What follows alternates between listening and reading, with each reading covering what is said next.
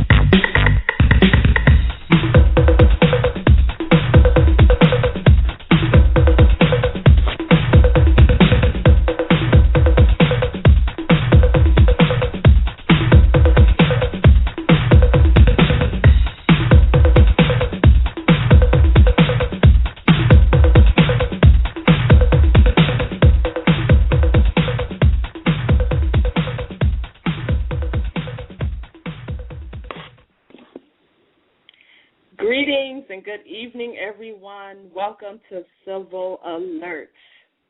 This is your host, St. Asha. And like the song said, it's time for More Lights. More Lights is a new Civil Alert Thursday night special. And this came about due to the listeners as well as some future guests. We've had an overwhelming response from everyone. They're enjoying the content. They love what they're hearing. And due to the constraints, and when I say constraints, I'm speaking of the calendar constraints, we knew that we couldn't have the guests waiting and that we had to honor our listeners' demands and add on another day. So here we are, more lights. Tonight we have with us, we'll have with us Father Dr. Hannibal Bey. He is a Lemurian priest and one of the original members of the Moorish Order of the Roundtable and the son of Taj Tarik Bey. We have a lot of details to cover, so you all are in for a very, very special treat. But before we bring Hannibal on, can someone please chime in and tell me who sung, well, I should say who sung that song, but who did that mix? It's time. As the time goes on, you all will see that I am like a true, like old school hip hop head, and that probably is due to the fact that my neighbor who used to spin in the garage that was right next to my backyard by my grandma's garden, his name was DJ Cut Fast. And so, being the neighborhood DJ, he was the one that was bringing all of the vibes to the neighborhood. So, I just thought that tune was very appropriate. But for some reason, the people who mixed that is just slipping my brain. I think it's like La Nafiche and the Fiche Technique or something like that. So if y'all could just chime in on that would be great. But tonight, if you all were listening like back in December, and it's actually like a featured show, Hannibal was on along with Taj and Sabir, and that was like in December. That was actually our second show back in December of last year. And we covered various subject matters, but some of the major feedback that we got is that they really wanted to hear more from Hannibal and wanted him to go in and explain several subject matters. You all will see that he has a wealth of information, and he brings it and delivers it in such a humble way, and he has a good tight connection with a lot of elders and reputable resources. So we're going to go over who are the Moors. That's a big question. And that will be addressed. And, of course, for many of you, you're probably like, okay, we already know who we are. But for other people who may be seeing propaganda, and when I say propaganda, I'm specifically speaking about the 2010 report that the ADL actually published. That's the Anti-Defamation League. And there was also a couple of articles published about by the Southern Poverty Law Center. I highlight these groups because these are some of the major groups that law enforcement and different agencies and civic groups, they rely on them to inform them about what's going on and who is who. So I just think that it would be appropriate to, again, and we have to continuously speak on this to define exactly who we are as a people. So we will be addressing that. We'll talk about Noble Drew Ali and his students. And we'll do a brief refresher about the history of the Moorish Order of the Roundtable as well as the Great Civil Association. We also will go into the whole concept of infiltration and collaboration, which brings about destabilization. How is that affecting the current status of the Moorish National and Divine Movement? And then we're also going to touch upon jurisprudence and law and the true essence and element of Moorish Science. So without any further delay, I will be bringing on Father Dr. Hannibal Bey. Welcome to Civil Alert, Father Dr. Hannibal. How are you? Hello. Great. great. Can you hear me? That is, yes. Am I coming in clear? I'm on a new headset, yep. So this is a okay. Yeah. That is good. I wanted to drop on you, but you had already named it. I do have my roots in hip hop. In some respect, a hip hop legend, but I used to be a DJ too. Yeah, it was Al Nafish.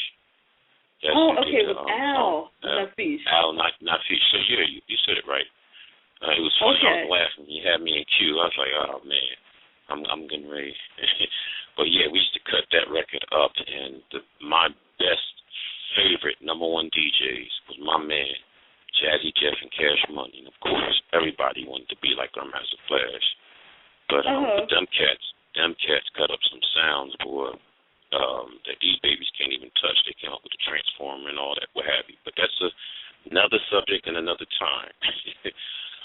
Yes. But I just wanted to say to everybody, peace and blessings to all the Moors. Salam alaikum. Moors out in Ohio, Circle of Mother and Sons. Brother Darrell Thomas Bey, good friend of mine, we lost contact. And definitely peace be upon the Moors that I have met that have passed and made transition. And I had the great pleasure of meeting James Johnson Bey. Some people will see those pictures that I had the pleasure of meeting him. It was back in either 93 or 94 that he had passed in the late 90s. And to all the Moors who are doing the good thing for the nation. But as you had said, sister, I really appreciate you just giving me this moment that I can clear up a lot of things. And I'm pretty sure when I get done, it's going to make some other elder Moors come forth. And even those Moors who are the true Moors will stand up in unison and start getting rid of these agent provocateurs. Because I'm going to pick up from where we left off in December. And it's going to make a whole lot of things clear. But here's what I want to say to open this up, because I still teach. But as I say, I don't make myself readily available to everyone. But I say, if you find me, then you're worthy. And even then, I'm still dealing with you with caution. But I'll give you what you need. But I would always open. I give you two choices, the blue pill and the red pill. You take the blue pill. You wake up in your bed and believe whatever you want to believe. You take the red pill. You stay in Wonderland. But I'll show you how deep the rabbit hole goes. Now, before you take and pick the red pill, that's what we all are here for. I just want to let y'all know, I'm only offering the truth, nothing more. Now, I had picked the time frame of 1999. I'm going to go back, but I want everyone to hear this. In 1999, there were Moors who was working the legal, jurisprudence, the political aspect, the political body and movement and rights for the Moors that had went dormant.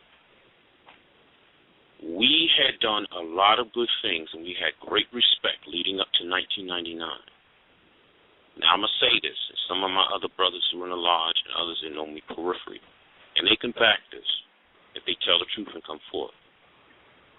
We had got word from one of our Moorish American elders, and his name is the illustrious Clifford. He's ill. He's a sovereign commander, so he's the 33rd. But he's not only that, he's also a Moorish Adab, or Grand Sheik, you would say.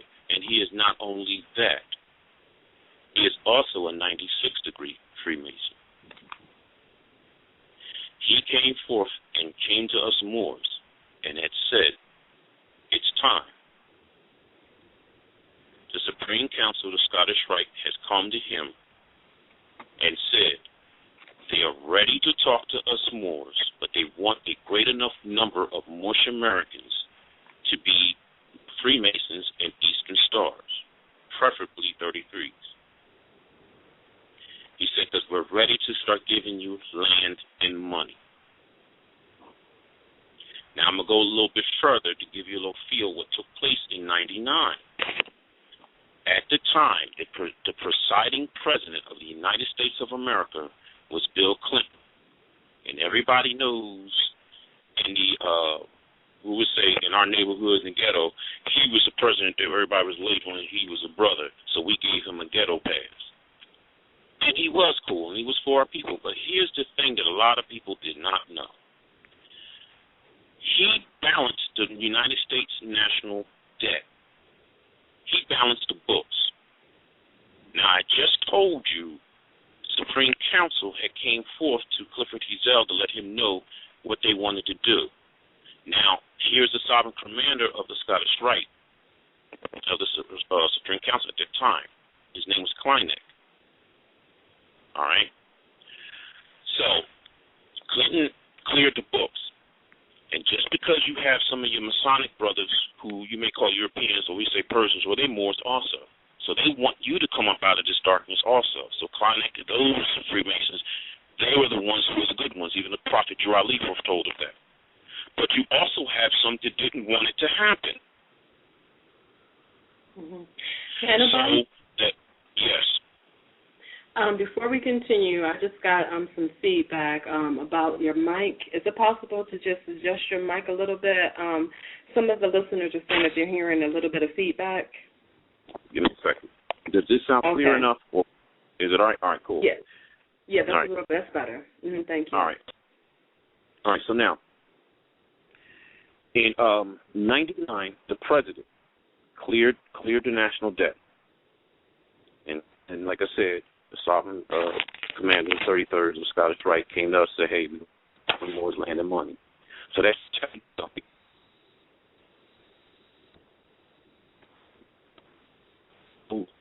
Not the hell over, you only come this way to use just to get the hell off the law or whatever, da-da-da.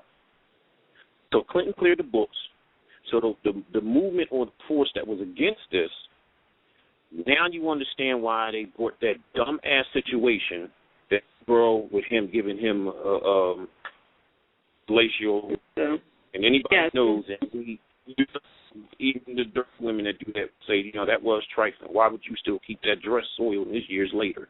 That was the setup. They was trying to soil his, you know, his image. Mm-hmm. But the key thing, he cleared the books. Mm-hmm. Mm-hmm. Quick question. Was that the reason why all of a sudden he came out and gave an apology for slavery? It seemed like it came out of nowhere.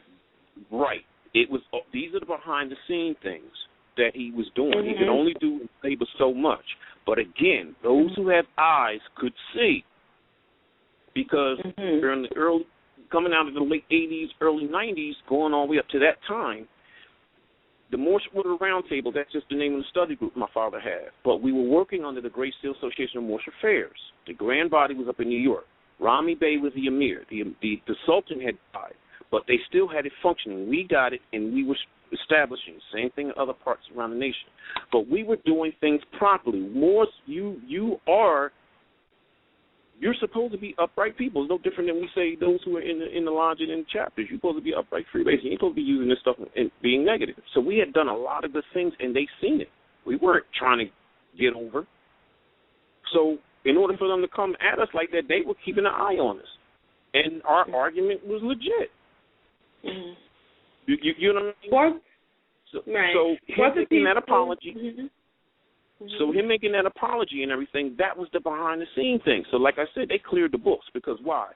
The only way the ex-slaves, who were the unconscious Moors, the only way they can get the, not reparations, restitution, you can't get it in the status of Negro. Your last legal name on the books before you went into slavery, you're Moors. Don't care what nobody say. Don't go for that. Don't fall for that. That's the infiltrators in the movement, just as well as racist Europeans on the other end that trying to tip you over. Because also at that time, too, we didn't have a lot of different Moorish faction groups that claim to be coming at a political end with this. So clear the books. All we had to do was do what we had to do. All right? So the money was there. Now, coming into 2000, all of a sudden we start getting this onslaught of all of these agent provocateurs. Now, I'm going to go back a little bit so y'all can get this. Now, I'm going to go back to 88 because I'm going to talk about one of them. If I don't say their name, y'all definitely know who the hell I'm talking. This person had wrote a book, Who Was Noble Jurali? All of us Moors was very excited about this. I had just got out of service. you know, and I was dealing with the VA and everything, and I would always travel to Philly. And it was a brother that was part of his movement, Sunni, Ansar, Muslim, da. But the good thing out of the book, he did reveal a lot of stuff that wasn't told, because that was the main argument my father said when I was a little boy, you know, when we went into the temple. Why nobody don't know this? Everybody needs to know this. So he revealed the basic 5 key people who were Masons, not only Masons, but they were members of the Moorish Science Temple of America and was being taught in the Adab chamber by Drew Ali. And the 5 key people were these individuals, because I'm going to backtrack once I get all of this. Prophet Cherry, Father Divine, Daddy Grace, and Elijah Poole Bey, and last, Charles Mosley Bey. Now, I want y'all to hear this. Out of those 5 key true Moorish Adabs, because all the Moors that was in the Adab chamber in other areas around the nation, they didn't really have that serious knowledge that the Prophet had to give him. Not saying he didn't want to give it to him. He had to deal with what he had to deal with. But those were the most promising individuals. Now, out of all those 5, 4 of them became millionaires off of the knowledge Drew Ali divulged to them. C.M. Bey was the only one who didn't. He went and freed his people. Now, this brother had wrote in his book, page 25, that the Moors had died off. And he was basically saying, come on, be a part of my group, da-da-da. But mighty funny, coming up right after 95, I wrote my book, To Be or Not to Be, That's the Moorish Question. All of a sudden, he left New York, went down to Georgia. And all of a sudden, he came up with a name that never damn existed. And all of a sudden, he wants to start talking about Masonry, let alone Moors. Now, I just told y'all, don't come at me. Look at the FBI files. Use the law. Since y'all know law, use the Freedom of Information Act and pull the information. Plus, all you got to do is get somebody that got his book and they'll show you. So where does this person come at saying years later, now he claiming more? I'm trying to tell you, Moors, agent provocateurs are in your group. Now, let me break it down to you so you know what agent provocateurs are. Their job is to destabilize the movement. And when they infiltrate, you may throw the word agent around or whatever, but anyway, the key thing is when they infiltrate, brothers and sisters, know this. They don't get into organizations and be no damn janitor or no dishwasher. They get into the movement and get close to the man next to the goddamn man that's running it. You ain't got to come at me. Look at the movie of my beloved boxing hero, Muhammad Ali, and my man Will Smith, put a lot of that stuff up in there. But go back to the scene when you seen the character Leon, the great actor. He played one of the top people in the nation and went and met an FBI person in a cafe, gave information, and was about to leave and turned around and made sure he didn't leave without his yellow manila envelope full of cash. All I'm saying to all of y'all out there who talk about this damn conspiracy this, conspiracy that, the devil in the music and Jay-Z and such, this and that, if you are truly revealing the Illuminati, whatever the hell it is, it's a joke. Because you can't talk about conspiracy and not talk about the most biggest damn conspiracy in the United States. The Asiatics who are around here calling themselves black, Negro colored, and everything else, and that they are Moors, that's the biggest conspiracy here in the United States, let alone around the world. So now, what people don't know, by 97 or so, that brother tried to woo Daddy to come down to see him. He gave him like $200 worth of his books. We wasn't falling for it. And here's the other key a lot of people didn't know. Daddy purposely takes and prints his books up and put them out not in sequence. We'll say, for instance, if he got 75 books, he don't put them out 1, 2, 3, 4, 5, 6. He put them out like lesson 1, jump to lesson 14, jump to it. He said it was for that purpose because that was a lesson that he had in Roundtable in the late 90s. Because people were grabbing it and trying to make it was theirs. And Daddy literally told that brother to his face when he talked to him on the phone, stop trying to play the God thing and free the people. And he was using it, and he got hemmed up and was trying to use it some kind of way, and then was calling Daddy for help. But by then, he fell in his own trap. But the key was, I want y'all to know this. Agent provocateurs, or you say FBI or whatever kind of agents or whatever, they don't have a retirement plan. Their retirement plan is either you 6 feet under or you go to the mental institution, or the last is you're in jail. So like I said, I'm thinly veiling this, but y'all know who the hell I'm talking about. So the reason why a person in jail, because they don't need him no more. He did a good job. Same thing with an individual. Now, she was from our party, and I'll say her name, because she can't even walk the damn street. She tried to defame me and father's name, Valor Bey. She learned from us, and she just didn't have the right character. Because one thing we always tell every Moor is, we tell all the Moors, look, this is a two-edged sword, and when you give this to the people, give it to them the way you got it. We don't charge people money. The only thing that is charged is the cost of processing you and correcting your name, and learning who you are and to be an upright, standing citizen. Because of her and other little individuals, we started having a new wave of individuals that were coming this way to be a Johnny Buck Up, get over. Matter of fact, it was so bad, the word in the jail system over here, they were saying, well, hey, man, you know, wherever you're dealing with legally, man, if you be a Moor, man, you can get off. But people don't know it was stopgaps put in place. When you came and learned from us, because we always keep the basic teachings that Prophet Noble Drew Ali had taught, and even the elders would say this, you can't go past the Prophet with this. So you couldn't even go any further with what we were giving you. You had to be a good, outstanding person in the temple, straight up. So that means you had to have a membership card. You had to be, you know what I mean, because you had to get the foundation.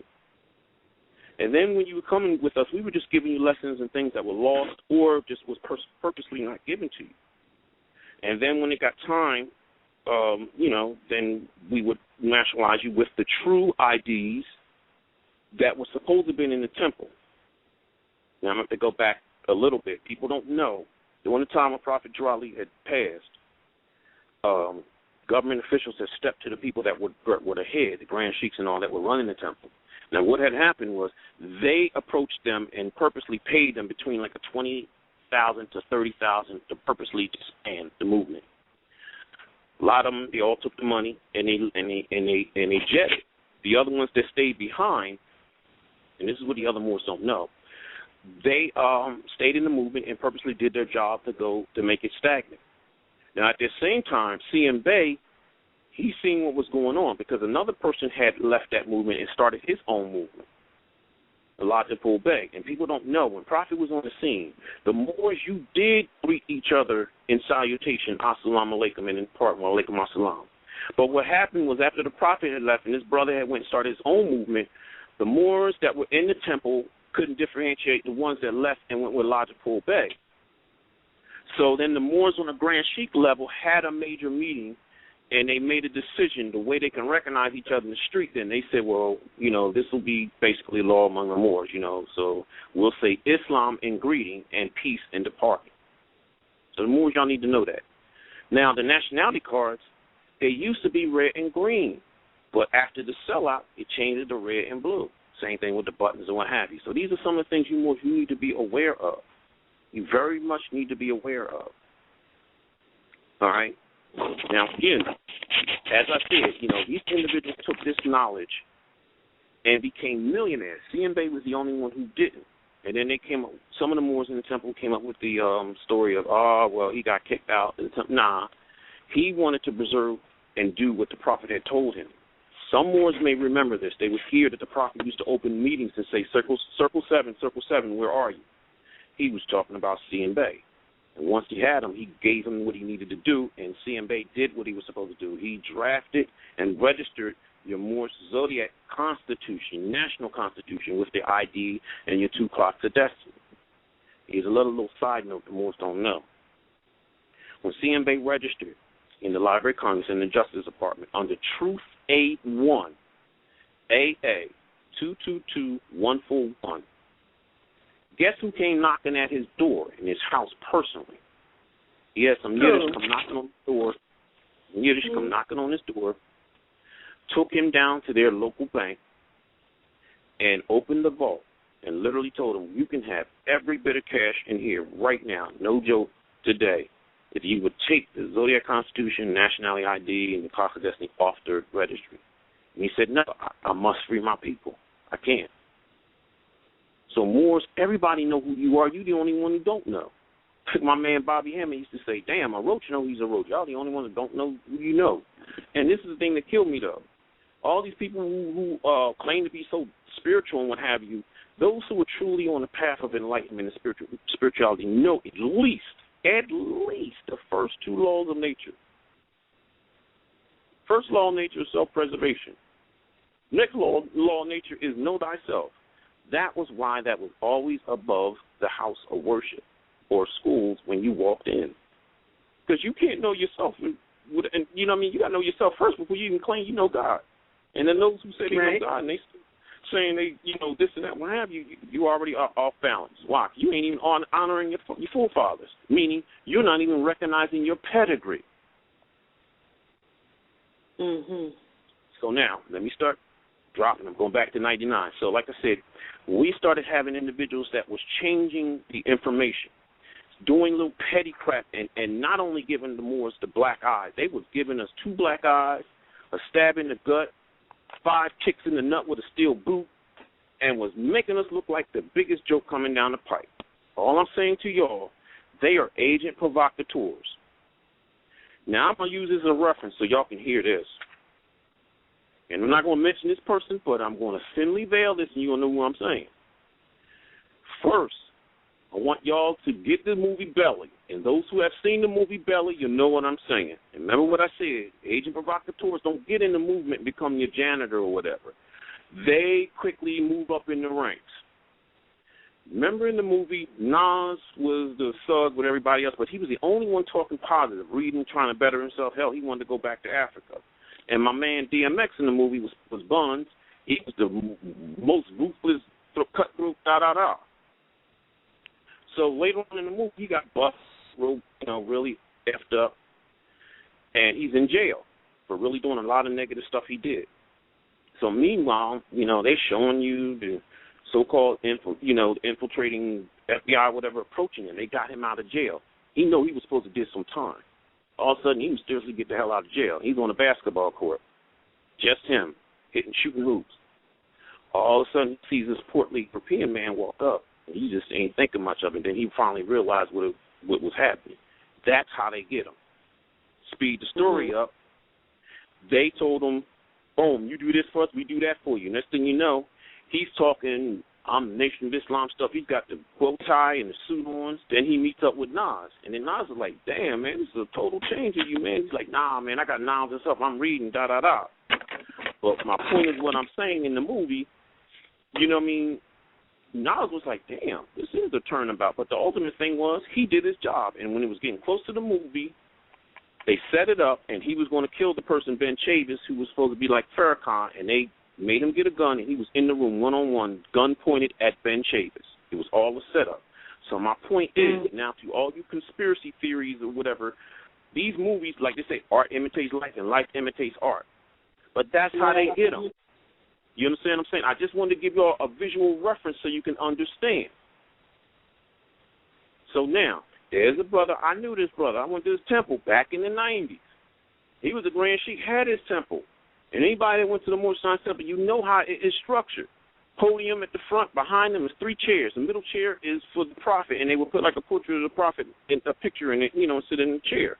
And on each side is the Moroccan flag and the United States flag of the United States. So coming up in the 90s, and I was keeping up with the brother. Met him like in 93 or 94. Last we talked personally, was on the phone like in 96. He had caught a case. And he knew about me and Dad, so he called us. And he wanted to get in contact with Dad. So I didn't want to be bothered because I kind of got a gist, and I really didn't want to get all into it, and I didn't want to change my view of the person. I really liked the brother. So he got with Dad, and Dad helped him out. All I know is the ish must have been real because the brother had to spend time. But all of a sudden, this person come out of nowhere now. Now, like I said to y'all, anybody who's a part of the Moorish Science Temple of America, there is a strict protocol and everything straight across. So you already know the teachers. Anything that is variant, something is wrong. Now, all of a sudden, the person got out, and I thought the person should have really been away a while. I got to backtrack. All I'm saying now, the person got a new agenda and some damn flag we ain't never seen and is debunking and unraveling things that us Moors who are doing the positive work is causing confusion. And again, I'm trying to hawk on the aspects so y'all can understand what an agent provocateur is. Not to mention, the other brother that went down Georgia, it was just a total joke. But here's the thing, like I said, when they don't need you no more, they throw you in jail if you ain't been in jail. But also, if you've been in jail and they need you and to slow down the movement, then they get you out all of a sudden mysteriously, but y'all don't know how to ask the right questions and what to look for. And then this person who knew the basic fundamentals of how the temple is run, how the Moorish movement is run, all of a sudden now, out of nowhere, you've been a Grand Sheik for decades, and you come with some new flag and a whole big book, big as a damn telephone book with all this other stuff, and you debunking a lot of stuff. I'm telling y'all, it's an agent provocateur. Because I'm telling you. Quick question. Yes. So, Hannibal, when you say that there's key things that people should look for, you also mentioned, too, that certain people that may be over temples will try to stagnate the temple. Would you consider blatant ignorance of jurisprudence to be one of the stagnating actions?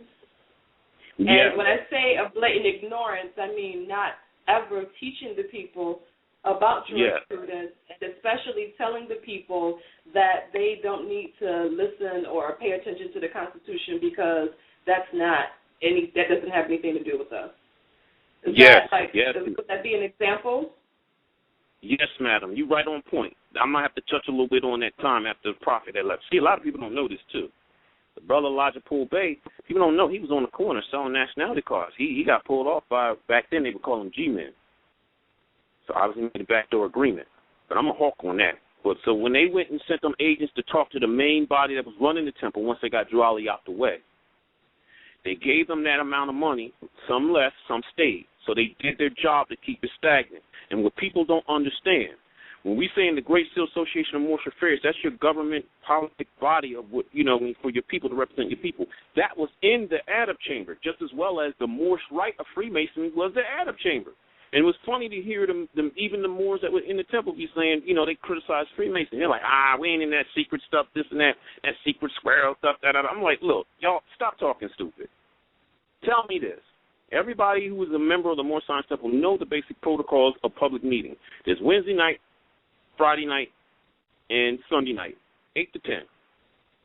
But say suppose you're walking down the street, and it's in the middle of the week, early in the middle of the week, Tuesday night. You see the lights on. If you are a regular member, you knock on that door, you're not getting in. Why? That's Adab meeting time.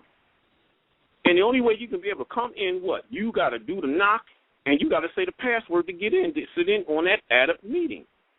So already, those Moors, boom. But you just said it just right. That was part of them stagnating it. Some went to grave with the knowledge, and you had some that wanted to give it up. But then they was dealing with pressure with those who were in the movement. Now, let's even home in more on Brother Hannibal Bey. Don't get me wrong, because I love the brother. He did a lot for the movement. Well, people don't know this, too, because I'm going to touch on my hero and his greatest student, Brother El Hajj Malik El Shabazz, which is Malcolm X, because he found out the truth. I found out some elders that said before he made Hajj, they got a hold of him, and he was down south, where you at, and went to a Moorish Science Temple and got nationalized. Then he made Hajj, and once he made Hajj and, just enlightened, his eyes just totally clear, then that's when he came back and he held a press conference and opened up the doors and said, hey, I'm ready to deal with any group who's on the furtherment of the Asiatic man here in America. And then also what he did, and a lot of people don't, you can read it because it's in his paperwork, but now I'm going to make sure you understand this. He wrote an 8-page memorandum charging the United States for the atrocities that they had done against the unconscious Asiatics here in America. But here's the thing. Brother El Hajj, when you say Malcolm, he was the teacher. Now the teacher is the student. I just said he got nationalized just because he did it, but he still has to learn a lot of things. So he had to then give that 8-page memorandum to an official that had a nationality in order to be able to submit it to the paper. Submit the paper on the United Nations floor. So, because again, now you're talking about jurisprudence, or we say law. He found out a non-citizen can't sue a citizen, let alone you can't even go at a country. So you're saying that a non-citizen would not be able to submit a complaint to the United Nations. Yeah, or basically even in the courts. You already see a lot of atrocities, but they're not going to tell you that. You understand what I'm saying? But all I'm saying, when you deal, because that's what nationhood is, and that's why you have the Great Seal Association. See, this year marks the centennial of it. Drew Ali set this up before he had to set up the temple. If you resurrected the nation, you have to get the political and the government side operating before you can do that. People don't know that. But Hannibal, I thought that black people were citizens. No, remember, black, and this is what I said on Del Jones's lecture he did for the 500 thing on Columbus back in 1992 on Rutgers University in Camden. A girl had asked him a legitimate question. What should we call ourselves? We're in a new decade, and Jesse Jackson, I think he's a Brother Mason, I think he's the 33rd. And he had stated, and it was on regular news and stuff, he said, we'll no longer call ourselves black. We'll call ourselves African Americans. It wasn't as good, but it was at least making steps to wake you up. So the girl was asking him this question, and I felt as though he didn't answer her well. So I got up on the mic, and anybody will see this. I hadn't seen it. Like I said, that was in 1992. I thought it was the actual date of Christopher Columbus Day. And we heard the fireworks right across Philly. They were shooting it. So I got up on the mic, and I just kept the stuff basic. But here is what Roundtable was keeping the points going. I said to them this. I said, the girl asked a legitimate question. Now, we're on a campus, a place of learning, and we're on a university college. So I said, you know what I mean, I'm going to enlighten you. I didn't push no Islamic agenda. I didn't push no Moorish agenda. I said to them, I said, since we're in the school of learning, I said, now let's go back to third grade. They teach you the functionings of words. I said, what is a verb? Nobody could hardly answer. I said, so it's an action word. Then I said, what is a noun? Then people kind of chimed in, person, place, or thing. And I said, now, here's the key thing I want y'all to know. Now, what is an adjective? Some didn't know. Matter of fact, I don't even think got the response, but y'all can see the video. I hadn't seen the thing, so it's 20 years ago. So I gave it to him. I said, an adjective, it describes. It does not identify. So I said, so now let's go into our mental dictionary to look up the word black. For one, the word's going to be in lowercase, and right after it, it's going to say A-D-J, period, and then it goes into the definition. That's short for saying adjective. So now, if you're at the college level, you mean to tell me you didn't understand what was given to you in third grade, and I just broke it down. A noun is a person, place, or thing. So if you're a person, why are you using the descriptive verb as an identity? You off.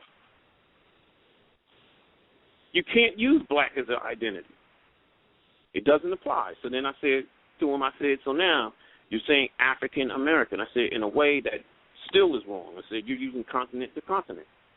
And this was more prevalent to anyone who goes to college. You do run into a lot of people from different nationalities. They take up the blessings here in the United States, foreigners, and they come here and get an education. They take that stuff back home. So I said, so hypothetically, you run up on somebody that's from Africa, and you ask them their nationality, and they'll tell you, I'm Cameroon, or I'm Moroccan, I'm a Mauritanian, or da-da-da. Because what? Africa is the name of the continent, but there's different country nationalities in that continent. So I said, so now, then that person will ask you, all right, brother, well, now, tell me what is your nationality? And if you say African-American, it's still incorrect. And then here's the key. A lot of brothers and sisters don't know. Your brothers, no matter from the islands or Africa and all of them, they know you Moors. They know you Moors. In a way, they partake of the conspiracy also. No matter if they're Philippines, whatever, da-da-da. When they come here in America and they want to be a citizen here, great, tell y'all something, probably blow your mind. The other Moors know this. They make a promise they will not tell you who you are, because in their history books they know you as Moors. And part of the little tacit agreement with the United States government and them coming here to be a citizen, they partake of your natural birthright of tax exemption, and that is why they get their first 5 years they working here tax-free. Y'all believe me, ask them. As if they not scared enough to at least tell you that. Everybody working off your own virtues because y'all sleep. Because we sleep. Now, let me go back in with Brother Pool Base so you can understand. So now, he had his movement going. Like I said, the brother found out the truth, and he opened up the his platform to deal with any and everybody. And, of course, since he was saying certain things, he at least said publicly, because he didn't want to say anything bad about his leader, Brother Malcolm. He said, well, at least I'm not taking the last people's nickels and dimes. And he was really starting to start teaching some things. He was being political, which he wasn't supposed to be.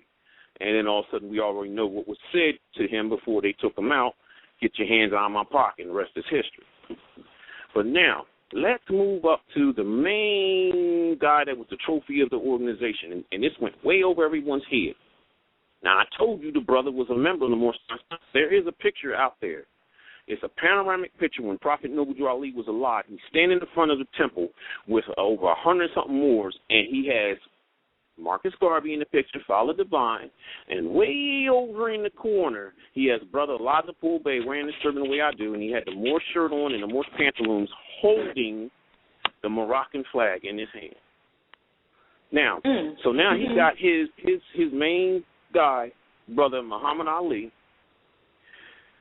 having the government violating his constitutional right and trying to force him to go into the military. And they did all they could. They know they were wrong from the get-go. Because case in point, that's your First Amendment right. And Moors, you need to be familiar with it. This is why also the Prophet has said, Moors, I came in the back door to give you what you need. Your rights are protected under that one amendment is freedom of assembly, freedom, press, and then also freedom of religion. So they sitting up there trying to draft him. Mind you now, he cast his clay.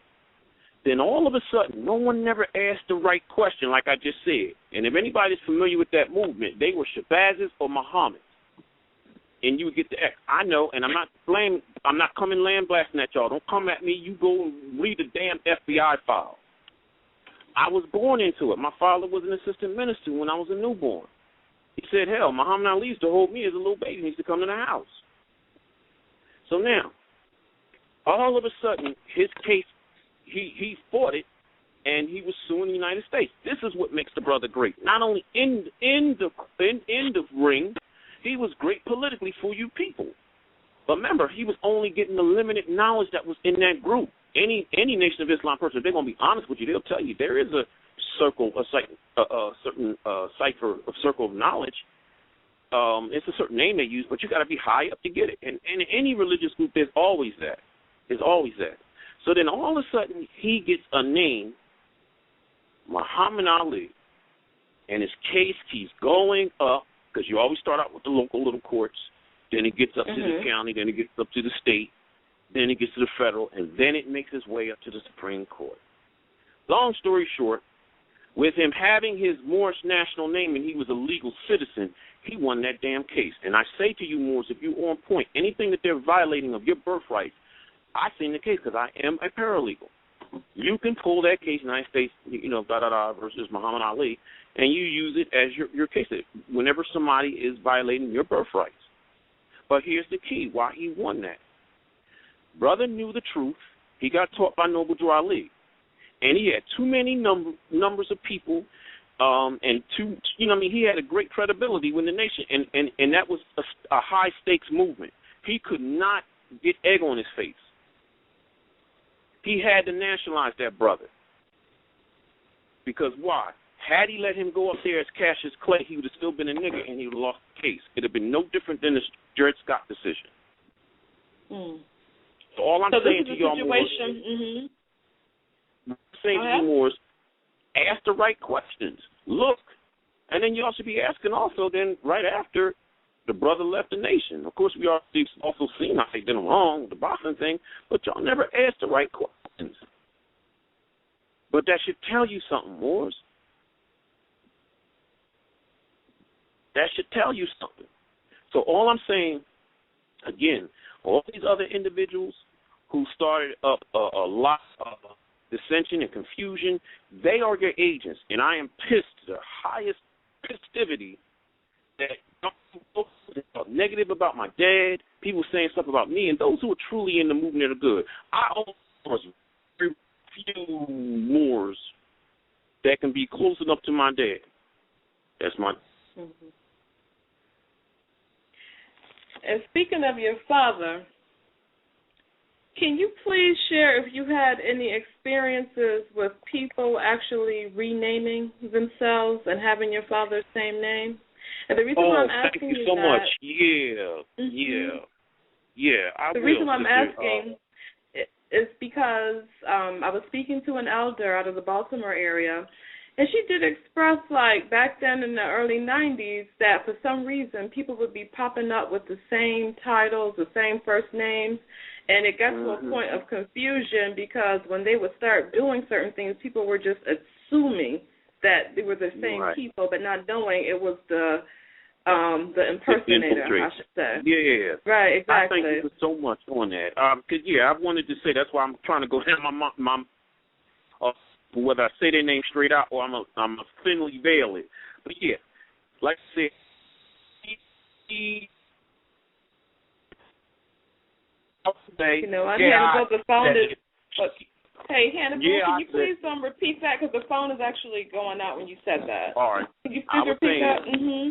Yeah, I was saying Valerie Bey, and I said, I said it. She is our bad dog that we need to lie down because she got this knowledge, borrowed the seal from Daddy, and when I officially went to go retrieve it, she had her own little so-called mufti people and blocked me, and she screwed over her people so much she can't walk the streets.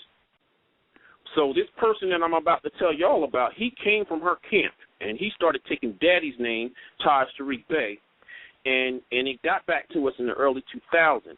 And I just found out through you, madam, that this person is still around.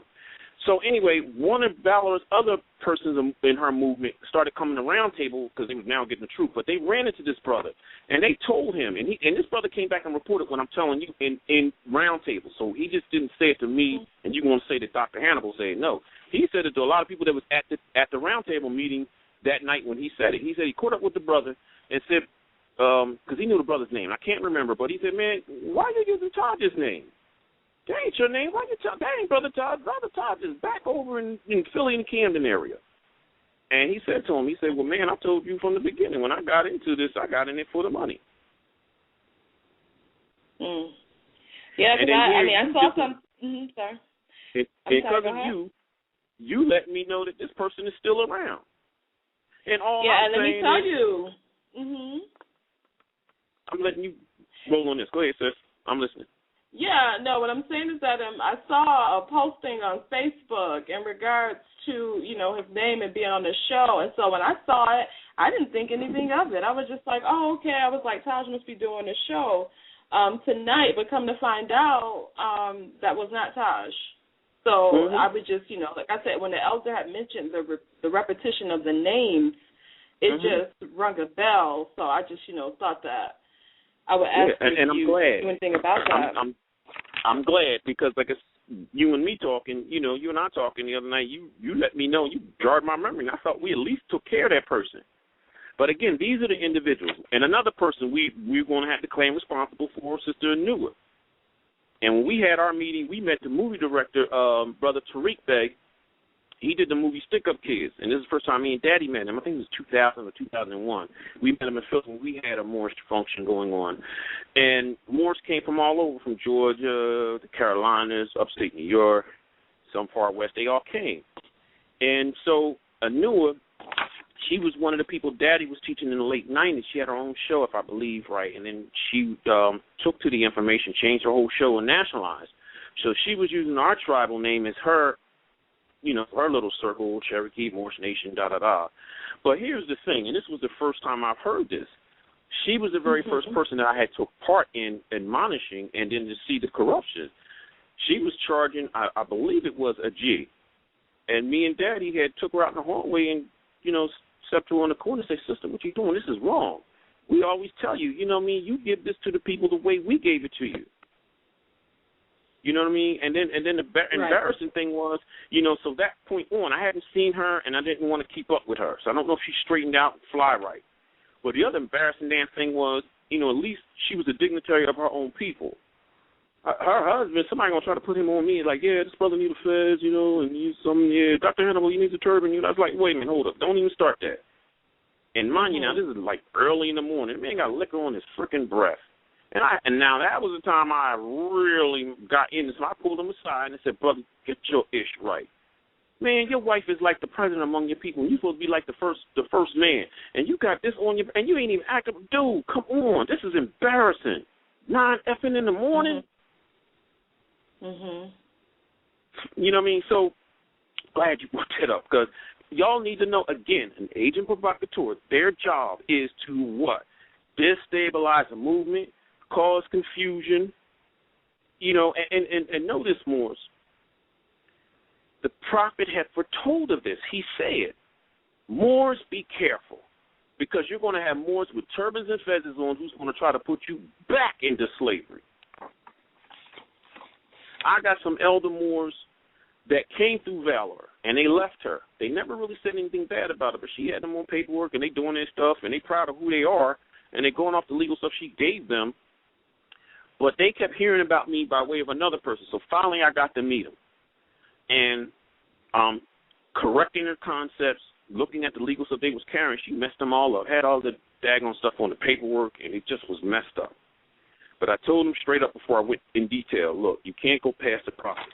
You want to at least be right and fly right with this, join the Moorish Science Temple of America. And I love these two brothers, Brother Sharif and Brother Ali. Anybody that know them in Camden, New Jersey, they hang out on Mount Ethan and McDonald's, and they are some beautiful brothers. Them brothers been in the temple every day since I talked to them. And that was a good almost 3 or 4 years ago.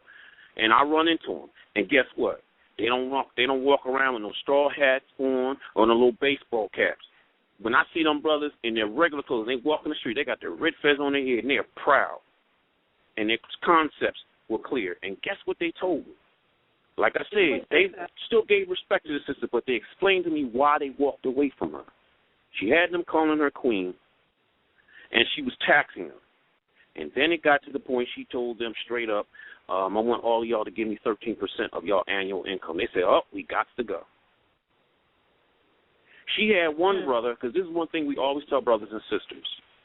If you're using the UCCs, meaning the Uniform Commercial Code, you only use it to pull that court back onto the constitutional law.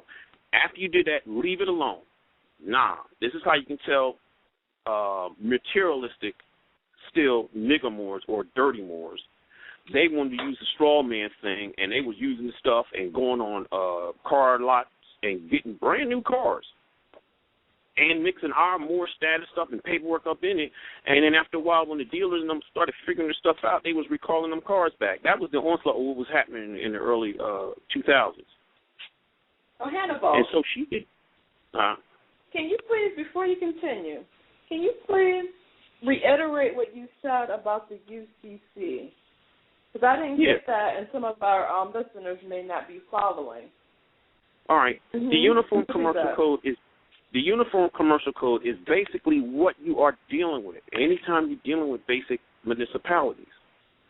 But there are aspects in the Uniform Commercial Code that you can reserve your rights, whether, now or later. Those are the only pieces that you would use. And sometimes people would even use it over their signature, whether it's the legal documents, the driver's license, da-da-da. So, again, what I'm saying is when you use it, you would use it that you're reserving your rights. And here's the basic documents. We will always teach more, that you don't go into the courtroom no less than these documents. The state constitution, the federal constitution, the Peace and Free Friendship Treaty between Morocco, the Moors, and the United States, and your Zodiac Constitution.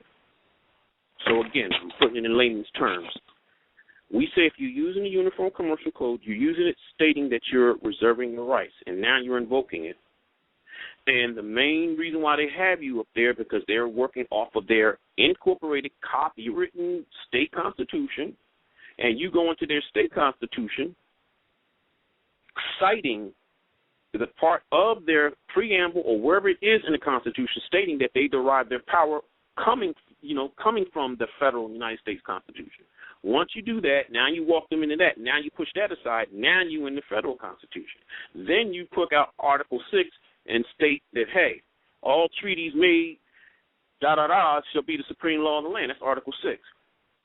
Then that's when you then walk in the Peace and Friendship Treaty. And some people will try to cloud it and be like, well, there's such and such with the Cherokee Nation, Blackfoot. They are all dummy treaties. Europeans know it, and that's why they stuck your Shemite brothers who sold you out. They ain't on reservations. They on concentration camps, but they still had to come through and give them some kind of reward for help putting you into slavery. And they have that secret sorrow in their heart. That is why they have the highest damn alcoholic and suicidal rate, because they're paying for the debt of what they had sold out their brethren. Now, it's something that you say that. I have pulled some old documents about the public land trust for the United States, and in there it specifically talks about tributary Indians. So, I'm thinking tributary, that is like a branch off from a river. But then when I dig in deeper and I looked, and it did highlight, it said that the tributary Indians were the group of people that actually compromised and actually worked along, to help the government to accomplish whatever goals that they were trying to accomplish. And then, but what was so tripped out, though, is that thereafter, I looked and I saw from 1990 and from 2010, it's the United States Bureau of Census Code Classification List. And on this list, underneath American Indian, it has over 150 plus classifications. And once you get to Powhatan, and then Lumbee, then after that, MOOR is listed. Yeah. So I was wondering, I'm like, okay, this is here as plain as day. And like I said, I saw the 1990 listing and the 2010. So I'm like, okay, this is here. So can you please explain for the audience and for anybody that will come to you and say, how can you say that all black people are MOOR, or quote-unquote black? What would be your response to that question? All right, again, that was the legal name you had. That was the last name on the books. Everyone knows it. We're the only one who want to keep playing games. And like Elijah Muhammad said, Brother Elijah Bey said, you know what I mean? If a European tell you, you believe it. As soon as an Asiatic brother tell you, you don't believe it. But we now know, we put our finger on it, it's the Willie Lynch formula. You know, part of the formula was to make sure they never trust their own and only believe what the Europeans say. But that was the last legal name you had on the books. Even your brothers from over Morocco, because like I said, conversations are different outside this country. And they used to say, El Maghrib El Aqsa, meaning translated in English, Morocco farthest west. They know this. This is why when Prophet Juali had went to the president back in 1913, to go retrieve our flag that George Washington chopped down. We also went under the myth that he chopped it down when he was a little boy. But sometimes they'll reveal the truth, but also you can read yourself, because that's another joke among the racist Europeans. They would say, you want to hide something from them Negrons? Put it in black and white between two pages. I ain't going to write. You look at George Washington's writings, and it would say, I, George Washington, chopped down the cherry tree so that it may not walk upon this land again. So now, that was the only nation that walked here. Now, all the different tribes, the names you got, they were tribal names. We always knew we were Moors. All of us knew we were Moors. Even when you go back in ancient history, when Menesto was talking to an Egyptian high priest, he was saying, wow, you got this great dynasty, you know what I mean, and such, this and that. He said, your kingdom is so vast and powerful. He said, but my question is, well, who ruled before your first dynasty? And he said, oh, that's when a bunch of gods used to rule. And then he said, but yeah, we're great, but there's a empire more greater than ours. Go beyond the Pillars of Hercules. He was saying go past the Rock of Gibraltar and all that and go past on the other side of the Atlantic Ocean. He's pointing here. Our ruling capital was Philadelphia. Now, speaking of that, Hannibal, that's when we had the continental flag, and that's why when you really look at the history of the presidents who was here, that's why you got 8 presidents that's on official record that they hide, but you can get it. John Hanson was the first one. They were Moors. Why do y'all think when the beloved brother President Barack Obama was voted in, and he won the presidency, and right after, remember now, He's from Hawaii by way of Chi-Town. He had all the places to go to sit down with those governors. Nobody don't never ask the right questions, but only Moors recognize this. I did. He came to Weir to have that meeting with all those governors. They didn't even matter if it was Republican or Democrat. They came. Some little Republicans were salty because they just petty and they just trying to really push their damn European racist agenda crap. But at least 42 or something. Some of them was there. And this is what he said. He held the meeting at the Continental Congress House in Philly. And he said, it all began here, it's going to end here. And he proceeded to have his meeting. Those who had eyes and ears to hear, they knew what he was. And it was mainly us Moors. Because that's where you ruled from. It went right over all the other conscious people's heads, unconscious people's heads, because they sleep. And then what made it worse, like we're talking about and you're making me expound on, was the agent provocateurs that got in the movement that purposely slowed the movement down. Because like I said, 99 was the year I went in. And a lot of us Moors was getting science and working, you know what I mean, still doing what we were doing. But then you had dirty Moors who was getting caught up in some crap and dragging our name in it and kicking us, getting us kicked in the balls and making us have a bad name. One brother, he came through Valor's party, through her group, and he had a nerve to go and was selling drugs and got busted. And then he was stuck in jail, writing all kind of letters to her. Oh, yeah, the queen will get me out, this and that, what have you. Yeah, and then he started getting disillusioned after he was, I guess, 4th or 5th letters in, and then all of a sudden he was tapping me and Daddy to help. And he sent a friend, and I had to show her our Moorish Zodiac Constitution. CM Bey covered that. We do not deal in prostitution, illegal gambling, and no narcotics. And even if it's trafficking, I told her straight up, he already screwed up already. He need to lie on that sword. We don't harbor criminals. All these wave, 5th, 6th, 7th wave of Moors is coming in this movement. You're dirty Moors. You're coming here all for the wrong reasons. This is a divine and national movement. When I was a little boy back in 80, 81, the temples was full. Those Moors was proud of themselves of who we were. They ain't have all the jurisprudence and what you call law stuff. We were law-abiding citizens. We worked on what we knew, and we had no problem from the law. They had no problem from us. They didn't know that all the stuff that y'all got.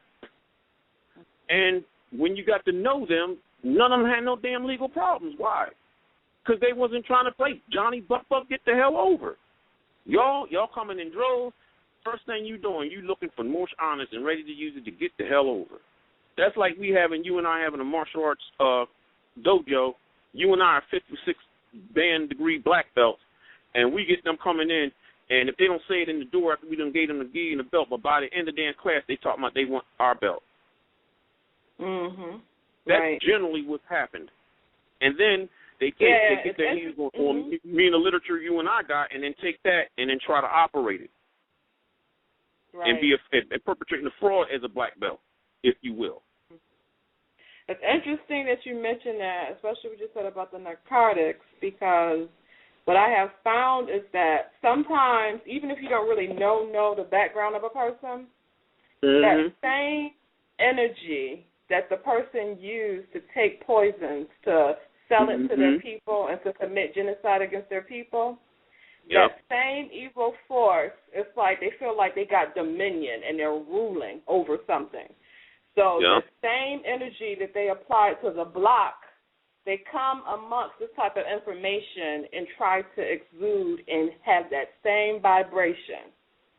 And it's something because, you know, your father, I heard him say one time that a corner mentality cannot raise up a national civilization. Thank you. So, I mean, can I add an old saying? And it's even in scriptures, but we would say that because you said that so beautiful, madam, because that's the other key thing. We truly need more Moorish women, or some would use the I guess you would say nickname Moina.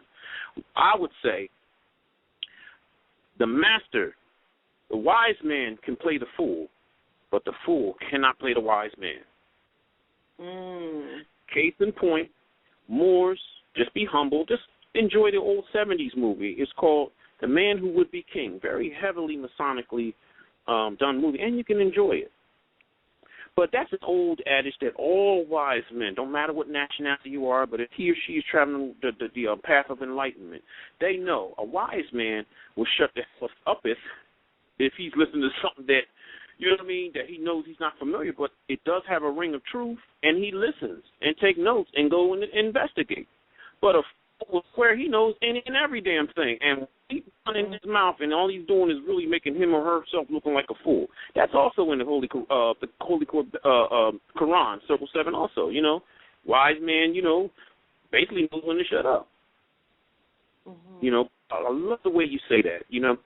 But, yeah, the brothers and sisters, y'all need to know this. This is why the Moorish Science Temple in America is set up the way it is. It's a place where you can learn who you are, but it's also to keep drilling in your mind to dump out those concepts that you thought you knew.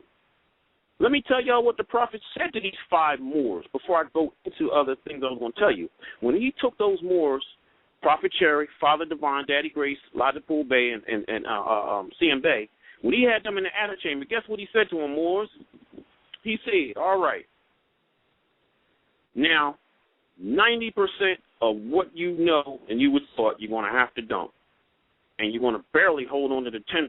And then he proceeded to give them the inner secrets dealing with jurisprudence, law, everything, whatever. And all I got to say, like I had said earlier, it must have been some heavy stuff because 4 out of those 5 became millionaires off of that knowledge that Juali departed to them in the Adab Chamber, the Moorish Science Temple of America. So that's got to tell you something more. And again, here's my other point, and I would use, remember, I teach in vignettes, so y'all can understand what Valor Bay, here on the East Coast, what she's doing in the movement, she's slowing it down, and all them other little minions. Even the ones out in the, down there where you at and stuff that had came over red, black, and green flag and all that, if that was the flag of the Moors, that would have been the damn flag that was in the vault. If you're a true Moor, you know the story of what went on. Juali went in, got them to get the flag. He opened the flag. When they took it off the shelf, they had the star out. It was just a red flag. He said, where's the star? Now put the green star back in it. So now, here's my vignette so you can understand what these individuals did to you. We're going back to 1863. This is us, me, you, Sister Santashi, and we'll say my brother Sabir. And it's 2 other people. We happen to be the very few who have heard the Emancipation Proclamation being read. So now we free. And we also were blessed to kind of know that the Freedman's Bureau and where it was, because that's where you Moors were supposed to go get your 40-acre deed and your $100 and the mule. And you were also supposed to have gave up the slave master's name and take back your surnames of Il, Ali, and Bey. So now we get to the Freedman's Bureau. We get everything I just said. We gave up the Johnson names, the Browns, Cooks, and the Williams' names, and the whatever Smith's names, and we took back our Il, Ali, and Bey. Now, the 3 of us, we huddled together and said, wow, our brothers and sisters really need to know this. But what we'll do, a pact between us, Brother Sabir, Sisters Santasha, we'll go our respective ways and go secure up our land and have our family, secure up with them, back here. We'll travel to the different plantations and read the Emancipation Proclamation to other Moors that were on different plantations that didn't know about this. Because, see, people also keep forgetting. That was signed in 1863. They keep saying 1865. Them damn nasty-ass slave masters got 2 extra years of free labor from you. So now, the brother who did that DNA thing, I think his name was Gaines or something like that. He was on CBS and Channel 6 or something like that, stole the idea from him. But he was revealing true history, what was happening. You had Asiatic Moors who got out of slavery, and they were one went as high as the Senate on a federal level. So they weren't that damn stupid. But what the thing was, the federal government wasn't protecting them. And the common thing that the European races was doing, those KKK and them, they was putting a gun up to them, telling them straight up, step down or die. So all of us, we go to our house, go secure it, We meet back. Now we're visiting different plantations, and we're huddling up all the other Moors in the field on the Johnson plantation, and we're standing above them, and we're reading to them, you are free. And we tell them, once we read it, boom, we're going to take you to the place where you need to go to get your money, to get back on feet. You are free. So we go and show them. We walk with them. If not, we got other places to go. Either way, we show them where they got to go. Now, the last two, we'll use these as an example. Your Hannibal Bey in New York. Them two said, hey, you know what, we can make a killing out of this. We can do the same thing because they overhear what we were doing. But they said, well, we can visit the different plantations, but we can tell them, we'll show you where you can get your stuff free because you're free. But, you hear that? The B-U-T, that's the biggest butt in the world, the heaviest. If we show you, you got to give us half of your 40 acres, so that's 20, and half of your $100. That's 50. The brothers and sisters, they were slaves, so they don't know. So now they show them and they walk them back. But when them brothers come out of that and sisters come out of that thing, Valor and York getting that $50 and part of the 40-acre deed off of their land. So in a way, that's the way you should look at these Asian provocateurs that made themselves leaders in your movement, and that's how they're gypping you. So I say to all you Moors, remember that little vignette, and you tell it to others. The Moorish Science Temple of America is, in a way, the up-to-date version of the Freedmen's Bureau. It's teaching you how to be yourself, protecting your name. And once you had gotten to a level of numbers, then you were supposed to go to the government and do the proper procedures to get the other part of things that you were supposed to have. You were supposed to damn near have 22 states in the middle of the United States. The Europeans wasn't going to have it. Of course, we already know they done shot Abraham Lincoln ill.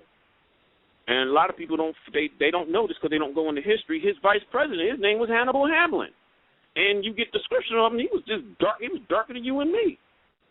And in short, they generally put a gun to his head and tell him step down or die. And if you look up the history on him, you'll barely get a whole full paragraph. And they'll just say he just went back to practicing law. So the president that was right after Lincoln, that's when they had the quick session. They revamped the 13th article, changed everything, amendment, and took out all the 20 sections. Father had put that out in some lessons. I don't know what books he might have it now. And it covered your land and money.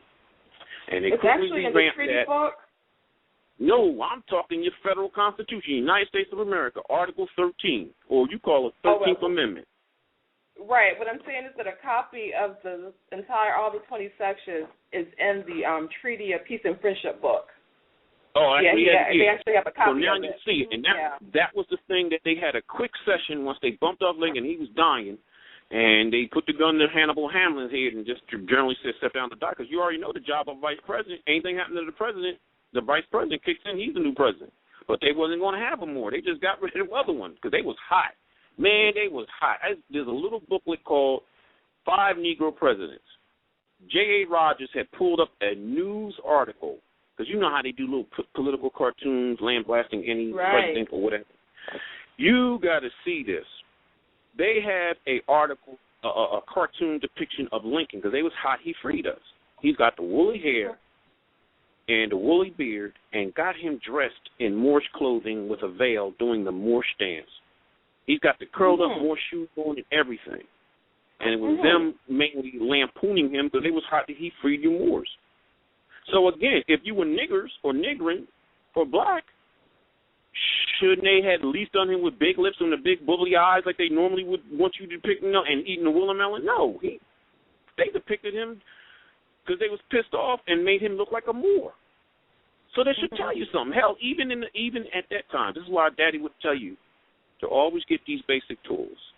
Get yourself some old encyclopedias, unabridged, and get yourself a dictionary, or get the unabridged dictionary, and get the Black's Law Dictionary. Now, when we was hitting this 20 years ago, we had the 6th edition. But it's kind of harder to get the ones going back. But if you get the 4th edition, that's when you can also see the definition of free white men. So these other new editions, they pulled stuff out. But I was blessed to get the law books that Prophet Noble Drew Ali. Not no reincarnated third man because he fell out and he see white people. Not him, the original prophet. He had the mother of the Black's Law Dictionary, Bouvier. Now, I have it, but my cousin had put it in his storage, and I got to get them back. They damn near look like 2 big-ass fat dictionaries. but it is the source of the Black's Law Dictionary, and that's what Prophet Drew Ali was using when he was ministering law. They keep trying to put him up as some religious type of guy, and that's all he did. I want the knife, please. No, man, he was doing some serious work for our people. I heard that he had it where you could take your nationality card and use that as your bus pass. You would also use it to cross the bridges. You ain't to pay tolls. Not to mention you had your Moorish national tags on your card when he was alive. And some of these things we were operating 20 years ago.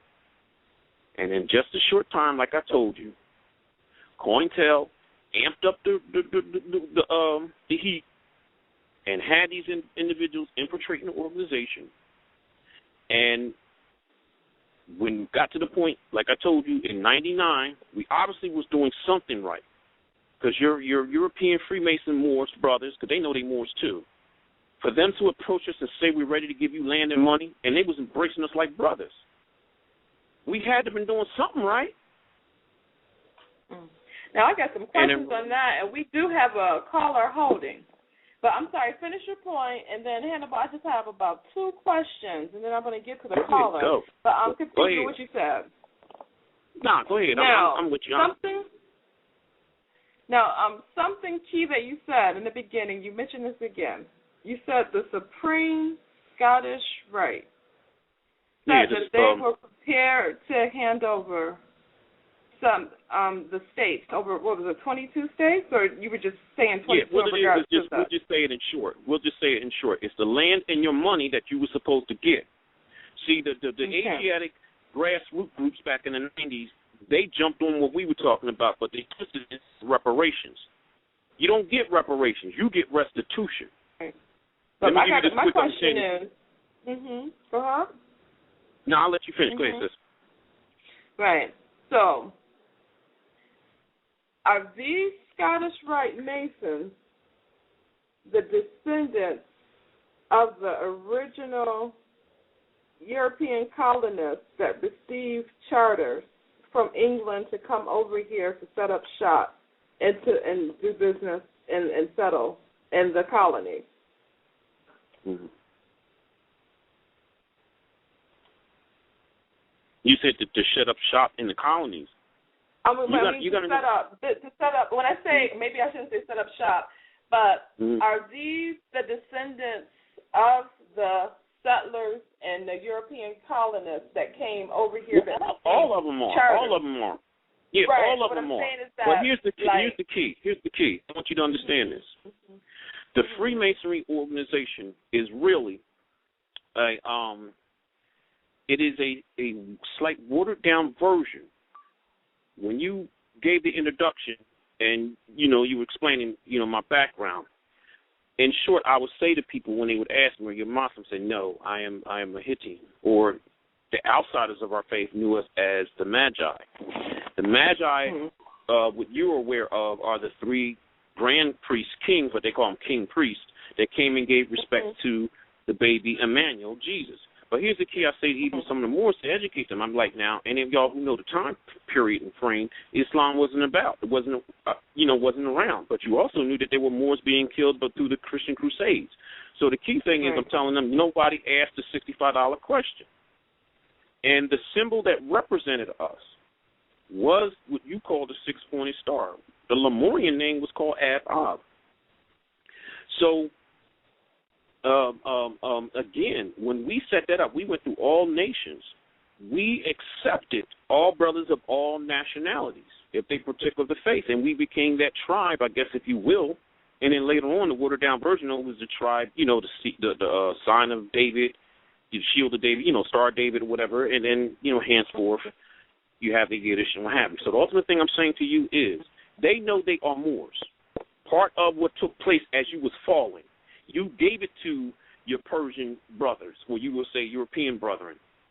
And the Freemasonry was a means of them preserving your culture and your history and things because it was foretold to them because we had to pay debt. We enslaved them. And it's in the scriptures, no matter what scriptures you find, the Holy Korbeth, which is the scriptures of the ancient Lemurian, or you say Moorish nation, way before you fell, and also you set up shop in Europe and in Kemet. They call themselves Druids, but they were our brethren. It's the Creator has said never to enslave any man. Or if you do, I will scatter you to the wind, make you fall to nations that are, scattered. And so what we're paying, we were paying for what we had done. We broke the divine law, but it was a time you was going to pay for it and then rise up. So those true Persian Moors, because that's what the prophet said, when you call you European brothers who accept who you are and they are, because we're all Moors. They held the keys. I beg to differ and on waited. That, but we could talk about that on another note, but because I want to make sure I get this caller on. But Hannibal, something that stands out to me, Supreme Scottish right? Mm-hmm. When I think about the history, especially in the Carolinas, it was the Scottish Highlanders that were very pivotal and key in the birthright theft. Because when you go and you dig into the historical societies in the Carolinas, it's plain as day, especially when you start following the surnames, and I understand why Noble Drew Ali said not to get rid of your surname. Because when you really start digging, you'll get the keys to show you exactly which Scottish clan, as they called their families clans, actually played a role in when they came over here and what they did, and at what time period did they actually just take the people and pretty much bind their names onto the ancestors. So in looking at this, and then I'm thinking about the whole thing with the KKK. A lot of them are Scottish and Irish, right? So this Supreme Scottish Rite, these Masons that actually have technically, since they are saying that they're going to return the estate and the money, are these the holders of the, I'm losing my train of thought here, but are these like is it the KKK and the Union State Societies, these members, these are all part of this particular Scottish Rite group. So I'm bringing this up to say that, just to be finished, Hannibal, wait 1 second. I'm just saying this to say that, because there's a strong reparations movement going on right now. And if these people actually are saying that they're the holders, then the people need to be tracing these surnames and going back to these Scottish clan families that's holding on to their estate. Well, see, remember, like I told you, when you're part of the Moorish Science Temple, basically what you're saying, in short, that's part of your Moorish American 101. You get all of that. That is the reason why you proclaim your nationality.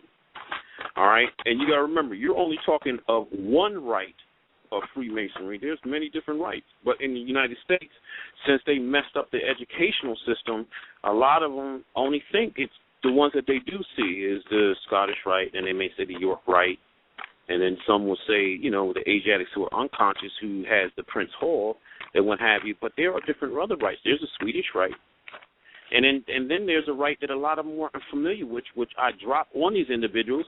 And there is a living brother in Merlin, like I mentioned earlier at the top of the show. One of the elder Moors, the illustrious Clifford Hazel, 96. He got that from the ancient and primitive Memphis Mazarin Rite. And it, for what I understood, it was here briefly, but basically, if anyone is conscious enough and they get to the 33rd, that's why the other Masons don't hear about it. You're the only one who would hear if you're a 33rd, and then they would go outside the country to go get that degree.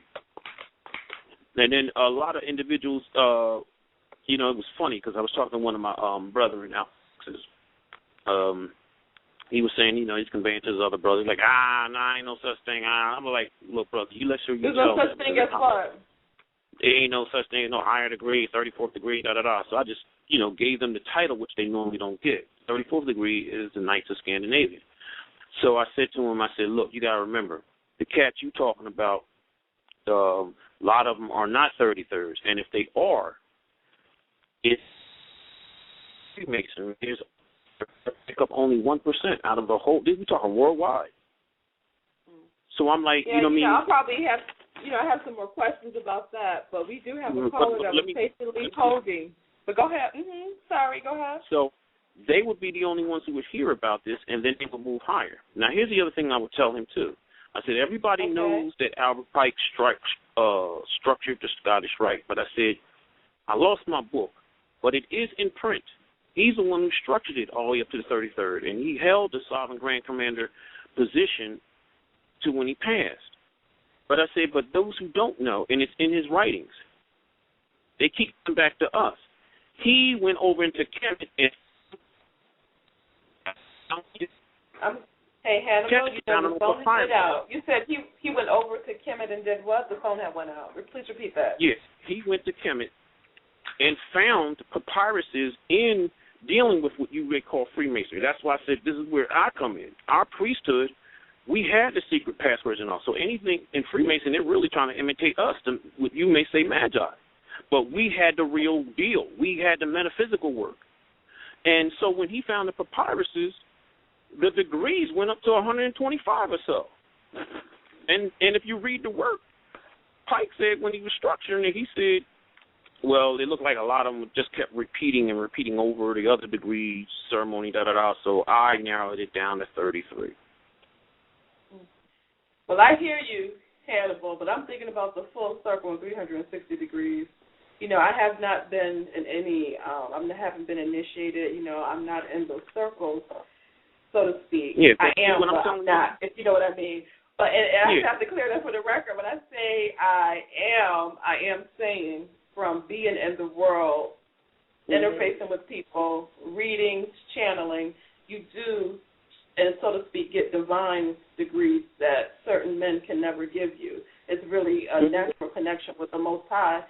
And one thing that I do want to make mention of is that, you know, because right now you did make mention of there's like a lot of people who are talking about the conspiracy theories. They're saying who was a devil worshiper, who's a Mason, and who's not.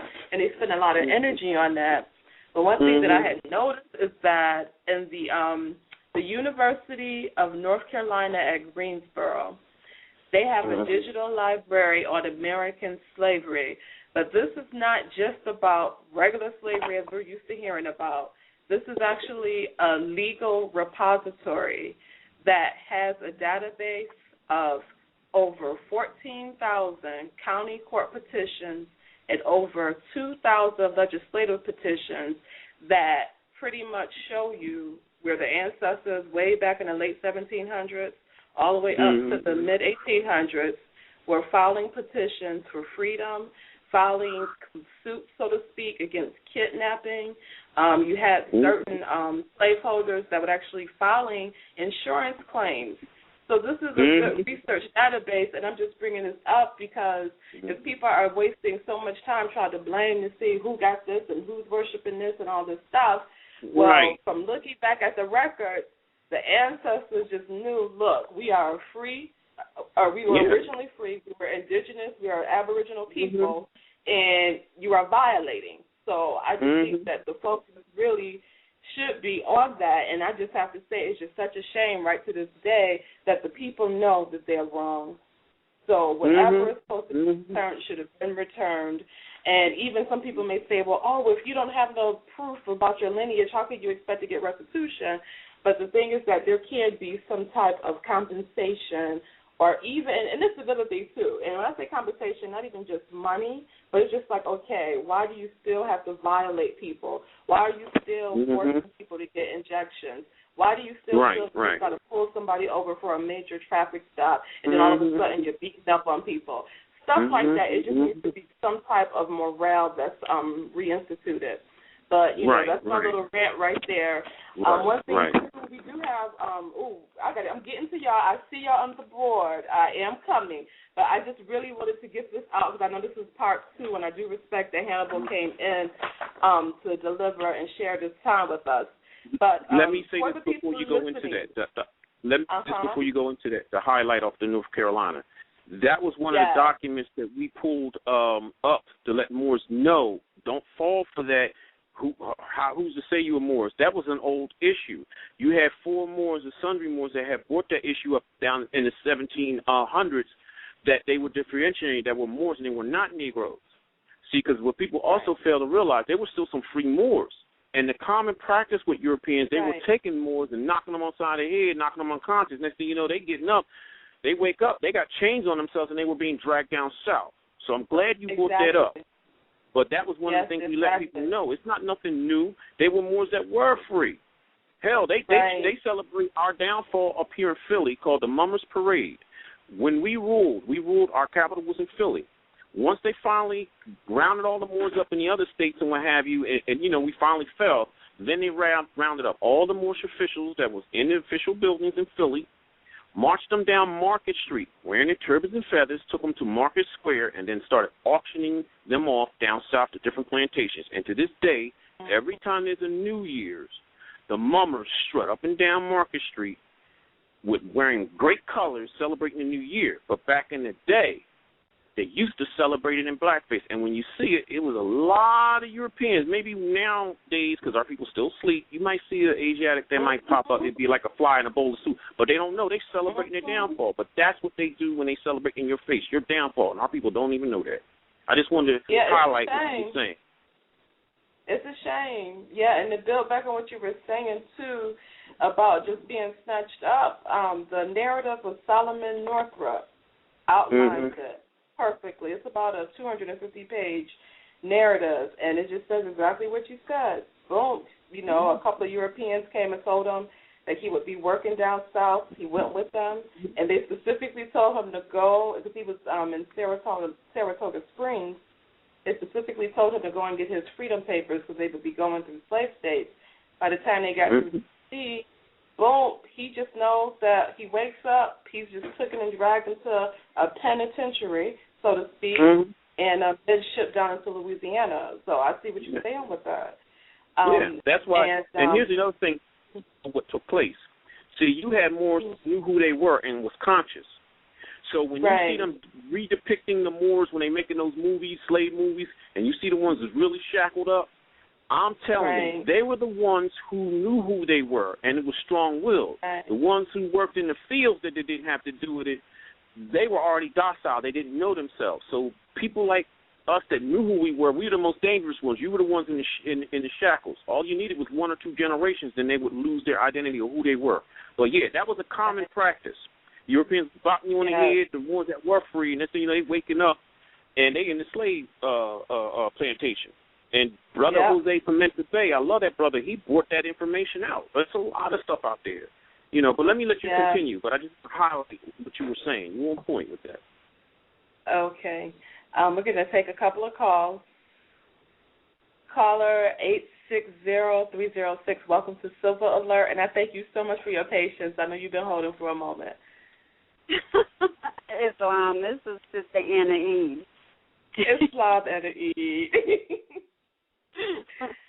No, I really don't want to interrupt the flow because I am just loving the information, and I'm just so glad that Brother Hannibal was able to come back on and really just give out so much information. And I just want to... glad you appreciate it, Bubby. Thank you. I just want to actually send you greetings from Rob Mariah. She's her and your dad actually are on traveling to Washington to do a lecture down there. But she told me to send you greetings and a lot of people don't know. A lot of people don't know. I don't know if you knew. Her and I was briefly engaged. That was my honey. She's still my girl. It was only 4 months. It was only 4 months. It was 10. Matter of fact, it's 10 years ago. That's my girl. She ain't tell you that? That's why you laughing. No, but I'm ask her tonight when she gets back. You let her know she's still my girl. She's still my girl. I ain't surprised. I'm not surprised. But you and I, we kind of was in the same space a while ago when they had a meeting in Harlem a while back. All right, yeah. But we were never really formally introduced, and so we've just been doing our own thing. But I actually got a call from a few people telling me to check out the December show that you did, and I was loving the information, but it was a bit frustrating because you kept getting stopped. Into what I wanted to say. Just as you was getting ready to jump on the flow, And so I actually this afternoon went and listened to the whole show again and started making notes. And you covered just about everything except you did talk about Freemasons based off of ancient Lemurian Moorish science and also Stonehenge. And I was hoping that you can pick up where you were trying to go in December and go in on that like you had intended to. And then I'm just going to shut up and let you and listen and let you do your thing. All right, cool. Again, as I said, I am, amongst our people, I am that living magi. And I wanted to let you Moors know, because you missed so much. You got Moors outside of this country celebrate you. They celebrate you every year equivalent to Christmas. Your Moors down in South America, every January 6th, celebrate Three Kings Day. And they don't believe in a European man with a white beard and fat thing coming to give them gifts. They believe in a Moor, a magi. And they still depict the pictures properly. They're wearing feathers and turbans. And part of the little custom that the children that they had, like in South America, is they give them a cake on this day, and the children, when they eat their cake, they got to dig and look for a little figure, a little magi figure, and the one who finds it, their custom is they get good luck. So again, in their custom, they believe in one of us Moors would be the person that gives the gift. So that's one of the things I want to do once I get things straightened out. We finish the film and things like that, and I do the other comedy work and what have you. I'm going to definitely get back into the Moorish community, and always going to get back. And I'm going to make sure, starting from our winter solstice, going even on our prophet's birthday, January 8th, and of course January 6th, visit the different temples and donate toys and give it to the children and educational things. And we must start reaching into the Latin communities at those churches, no matter if they're in the church. But I'm telling you what they celebrate. They celebrate you Moors, and it goes right over your head. Now, you asked about Stonehenge. The holy scriptures that you Moors had, way before you were Muslims, because all the Moors know the history. So you know that the Christian crusades were burning and killing Moors way before Islam. And again, like I said, here's the $65 question. You had these three prestigious beings, Casper, Balthazar, and Melchior. And they tell you they were calling them Magi. Again, that was a nickname, if you will. They were outsiders of our faith. Our faith was called the Holy Orthodox Scythian faith. The symbol that represented us Moors was what you call the six-pointed star. If it wasn't that, then it was the Ankh. And if it wasn't that, it was the scarab, the winged scarab. Our holy scripture was called the Holy Corbeth. That is Lemurian, meaning only words of the Creator. Our ancient prophet, Absaris Ali, our faith, for one, I got to give you a little background, is darn near 7,000 years old on this planet. It's the oldest faith outside of what you call witchcraft. We practically ruled the planet. We went any and everywhere on the planet giving this faith. And any cities and all that we went to, whether it was European or Asiatic, we turned them around, and they had industry, they had schools, they had temples, and they were just totally uplifted. We were a very wealthy nation, and it wasn't like we were greedy or held back anyone. If you was a Hittian, didn't matter what complexion you were, we were wealthy. Why? Because we worked on God's law. There's always abundance. So when we went to Europe, and it was called Hatti then, we gave this science to the Europeans, that you would say Europeans, for lack of a better word, but they then became a part of our tribe, and they were Hittians along with us. And so they got the high knowledge and metaphysical knowledge and all other things too, agriculture, horticulture, from the ground up. So also when we went to cities, we also were carpenters. So we built great, beautiful edifices. So to pay tribute to this Lemurian, or you Moors will say Moor, prophet, they built a holy temple in his honor, and they called it the Absarian Temple. And they used a great big granite slabs, and the rest was wood. And when the Christian Crusade came, they burnt it down, and the last that's left of it is what you see, and they called it Stonehenge. Now, I'm going to drop a little secret on you, too, so you'll know. This is what is done. and I'm tired of people saying Freemasonry deal with devil worship and whatever. I'm telling you straight up. They'll tell you anyway. You will not get accepted if you don't believe in the Creator. You will not get accepted because you must believe in God, the Creator. So this is what's done in our sacred meetings. When you go, our holy days are the days that change seasons, but they are the low holy days. Here's the other four y'all must be aware of. And even some Masons don't know, and even some that do know. It's like my brother out in Texas, Brother Musa Bey. I love you, man.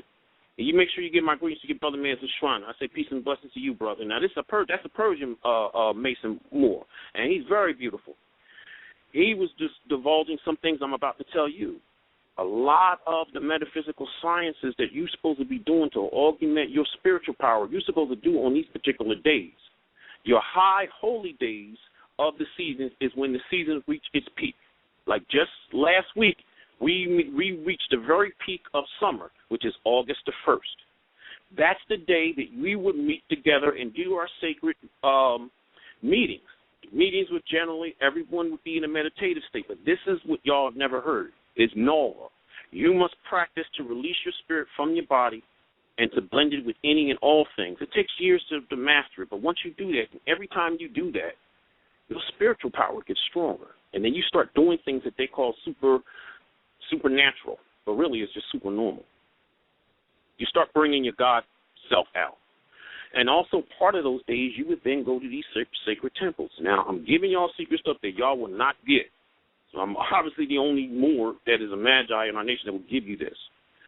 When you would go, there's a particular day when you get into the camp, you don't speak. So everybody's speaking by sign language, and there's a certain coin you use, which later on is used that you in part of your communication. Now, what is happening? You have your main temple that everyone visits, and this particular temple is built a certain way where there's a gem that is at the ceiling, at the top of the building, in the middle of the building, and there's a throne once you get in, and everyone takes a moment to sit in that throne.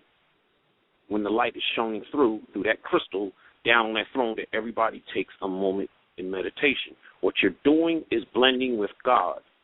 You're taking yourself back to your higher consciousness. And more you do that every year, and you do the teachings, you eat the herbs, and you do your lessons, you're healing people, you always function in love, and what have you. Then you're working another science called Ishmatai. Ishmatai was the basic science of working the body from head to toe and being so much in control of your body. It wound up being a part of martial arts, and you took that over to the, what you may say, Far East. And that's why any brothers in them who study the martial arts would tell you, you keep thinking it's some Chinese man or whatever that got it, but you get close to them masters, they will show you, and sometimes they even have statues. They'll say it was a dark man that gave it to them. And I'm telling you, it was you Moors. You were Lemurians then. And the science was Ishmatai. So with those science and exercises that you would do in the temple, each year you do this, you get stronger and stronger. And one of the other basic sciences you would use, the European, remember I said they always take their ish and they always reinvent it. Now they're calling it remote viewing. You did it as astral travel. That was one of the basic abilities. The other basic ability, you had telepathy. Some can do levitation. But one thing I want to say here before I go any further, this is the only faith that we have that individuals become ascended masters. There's no other faith on the planet that does it. And some of our ascended masters are still alive that actually heard these teachings close to 7,000 years ago from Prophet Epsars. They're still here. All right? And even in the Holy Korbeth, the Creator has said, I made man to live 1,000 years. You refuse to even live 1/10 of it, which is 100. So you must understand, these are the things and teachings that you had. But they would burn it. The European Christians, they would burn it as works of the devil. So now, Hannibal, I should ask. I'm sorry, go ahead. So now, when you do, this is generally what you do in the temple. Like I said, you all are focusing together to blend together your spirit and blend it with all beings and all everything that does exist, because the Creator is anything and everything. And you already know you are God. That is not nothing blasphemous. Even Prophet Emmanuel, who you call Prophet Jesus, has stated that when it was something that was going on in the Bible, and Jesus stopped the people and said, isn't it not written in your scriptures, all ye are gods? But people keep forgetting that. People keep forgetting that. And this is why you have sacred orders, because they're just common people that just don't get it. So religion is for those who want to, that's the consciousness of where they want to go. But y'all would say, the ones that are in temple would say more scientists or whatever. So that's the best way you can say, but either way. But that are those who are really delving to understand what the Creator is to understand him or herself. All right? So but that's what you would do. You want those holy days. The other high day of autumn, that is November 1st. It got lost. Your powers to be, the left-hand path, they got everybody celebrating. And it's, you say it, but you don't get it. You say Halloween, but it's really Hallows Eve. It was the eve of the hallowed day. The hallowed day was November 1st. That was All Saints Day. Now, let me give you a little bit of this.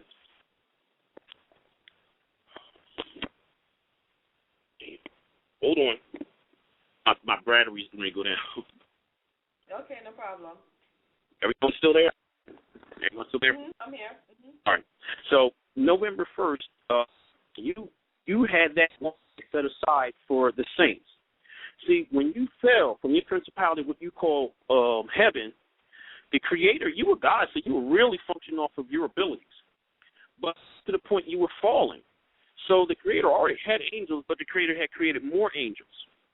And people must understand this. Under heaven, under what God creates, there's always order. So your saints are what you would say your governors when you petition into the Creator to have certain things happen for you, if you don't have the formula to make things happen, if you understand what I'm saying. And what happened, we were getting on nerves with the angels, so the angels went back to the Creator and was complaining. They kept angels help us. But we actually do aggravate the Creator, you know what I mean? Because I just told you, the Creator is like, you're my children. So if you're God, you know what I mean, you're the one, you're truly Hiram Abed. You got hit in the head, you don't realize you're God. It's kind of like, remember I was telling you, sister, they put your history and stuff right in your face. You are Superman. Right, exactly. And it still went right over everybody's head. And I said, what is his real name? Kyle L. Mm-hmm. They sold your history right back at you, and y'all asleep and didn't effing get it. And that history did take place. Because that was one of the main things that us Major Moors knew. We knew that we came from another planet. Our home planet was Aden, and we left just before it exploded. And we came here. Now, we do have another caller, and there's about 7 minutes left. However, we will have some extra time if you want to elaborate on a couple other points, but I do want to get the caller in before the show closes out.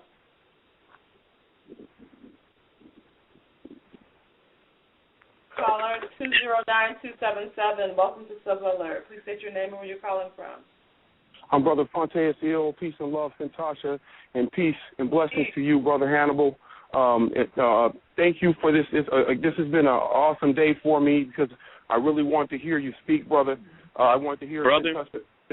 Go right ahead. Brother, right now I wish I could reach through the phone and hug you. You don't know. Because that's why I backed off, man. I didn't want to, really go in, but it was just too much I couldn't take, and I backed off. I never stopped teaching, but I darn sure didn't want to keep giving it to people that just didn't want it, and they backstabbing, backbiting, and I was like, damn. But I just wanted to say that, brother. That's how I roll. That's how my dad raised me. Thank you so much. Thank you so much. I appreciate this information, man. I'm really hungry for it, and I am loyal to this. The question that I had was, and I hope I'm not being disrespectful by asking this question, is my ignorance, but I wish for you to enlighten me or whoever can answer the question. How did Noble Drew Ali come to the point of fruition to where he would gain the knowledge to bring to the people? Oh, all right. I hope I'm not disrespectful for asking that. No. And this is why we always tell people, go to the temple. Because I know, because what happened was the way Father is, and I'm his son, we knew the information was kept from the people. And I know what I said to the Creator. I said, boy, when I get this, I'm going to make sure my people get this. So the knowledge we were getting to them was what we would say Adab chamber knowledge. It was really, really heavy knowledge. But the basic knowledge of who Drew Ali was and what he did to get to the people, that's 101. But that's the main reason why we all tell Moors, go to the temple. Go to the temple and get the information.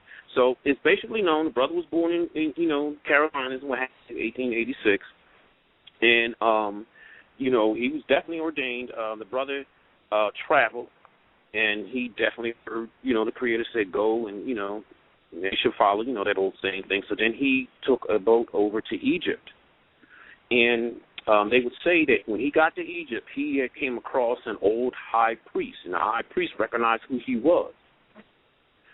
So the high priest then took him, put him, walked him in the pyramid, but Jawali thought he was being tricked, and the man disappeared and left. The test was to see if he can get out the temple, out the pyramid. And once the brother had taught how to get out the pyramid, the priest knew this was the person that he was supposed to teach. So he got his teachings there, what I understand from the brother, but no one never depicted what he was. They just said the high priest, but obviously I'm filling that in. That was generally where he started, and he was ordained. So then when he came back, he also had the keys before he came back, which was the Circle 7, And then he came back here, tours.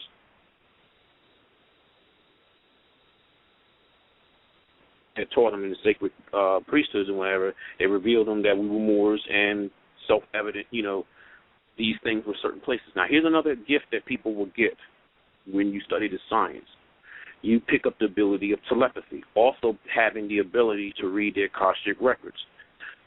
One is truly developed. You can read the Akashic records where you can see in the future. So this is why he had the ability to know where they hid the damn flag. Now, here's the other story that I was telling people, too. Y'all just don't know what you're handling. And I will refer movies to people because I was supposed to have gotten into this, but I had to clear up a lot of stuff. I tell people, see the movie The Shadow so you can understand what I'm trying to go at with this, because some people heard the story of how he got into the White House, and it wasn't a sneaking in. He just went right by his Secret Service, and they didn't see him because they kept playing games with him. He had diplomatic status. And when you're dealing with a diplomat, you can't stop their movement. That's part of the protocol of a diplomat. That's why they have free movement. But what you could do if you're trying to avoid them, you can set up certain little stopgaps. So he learned the ability to cloud one's mind, to fog their vision. That was one of the other little, what you would say, 101 lessons one would know if he or she had the sciences. So he was able to walk by the Secret Service and get into the Oval Office and then meet with the president.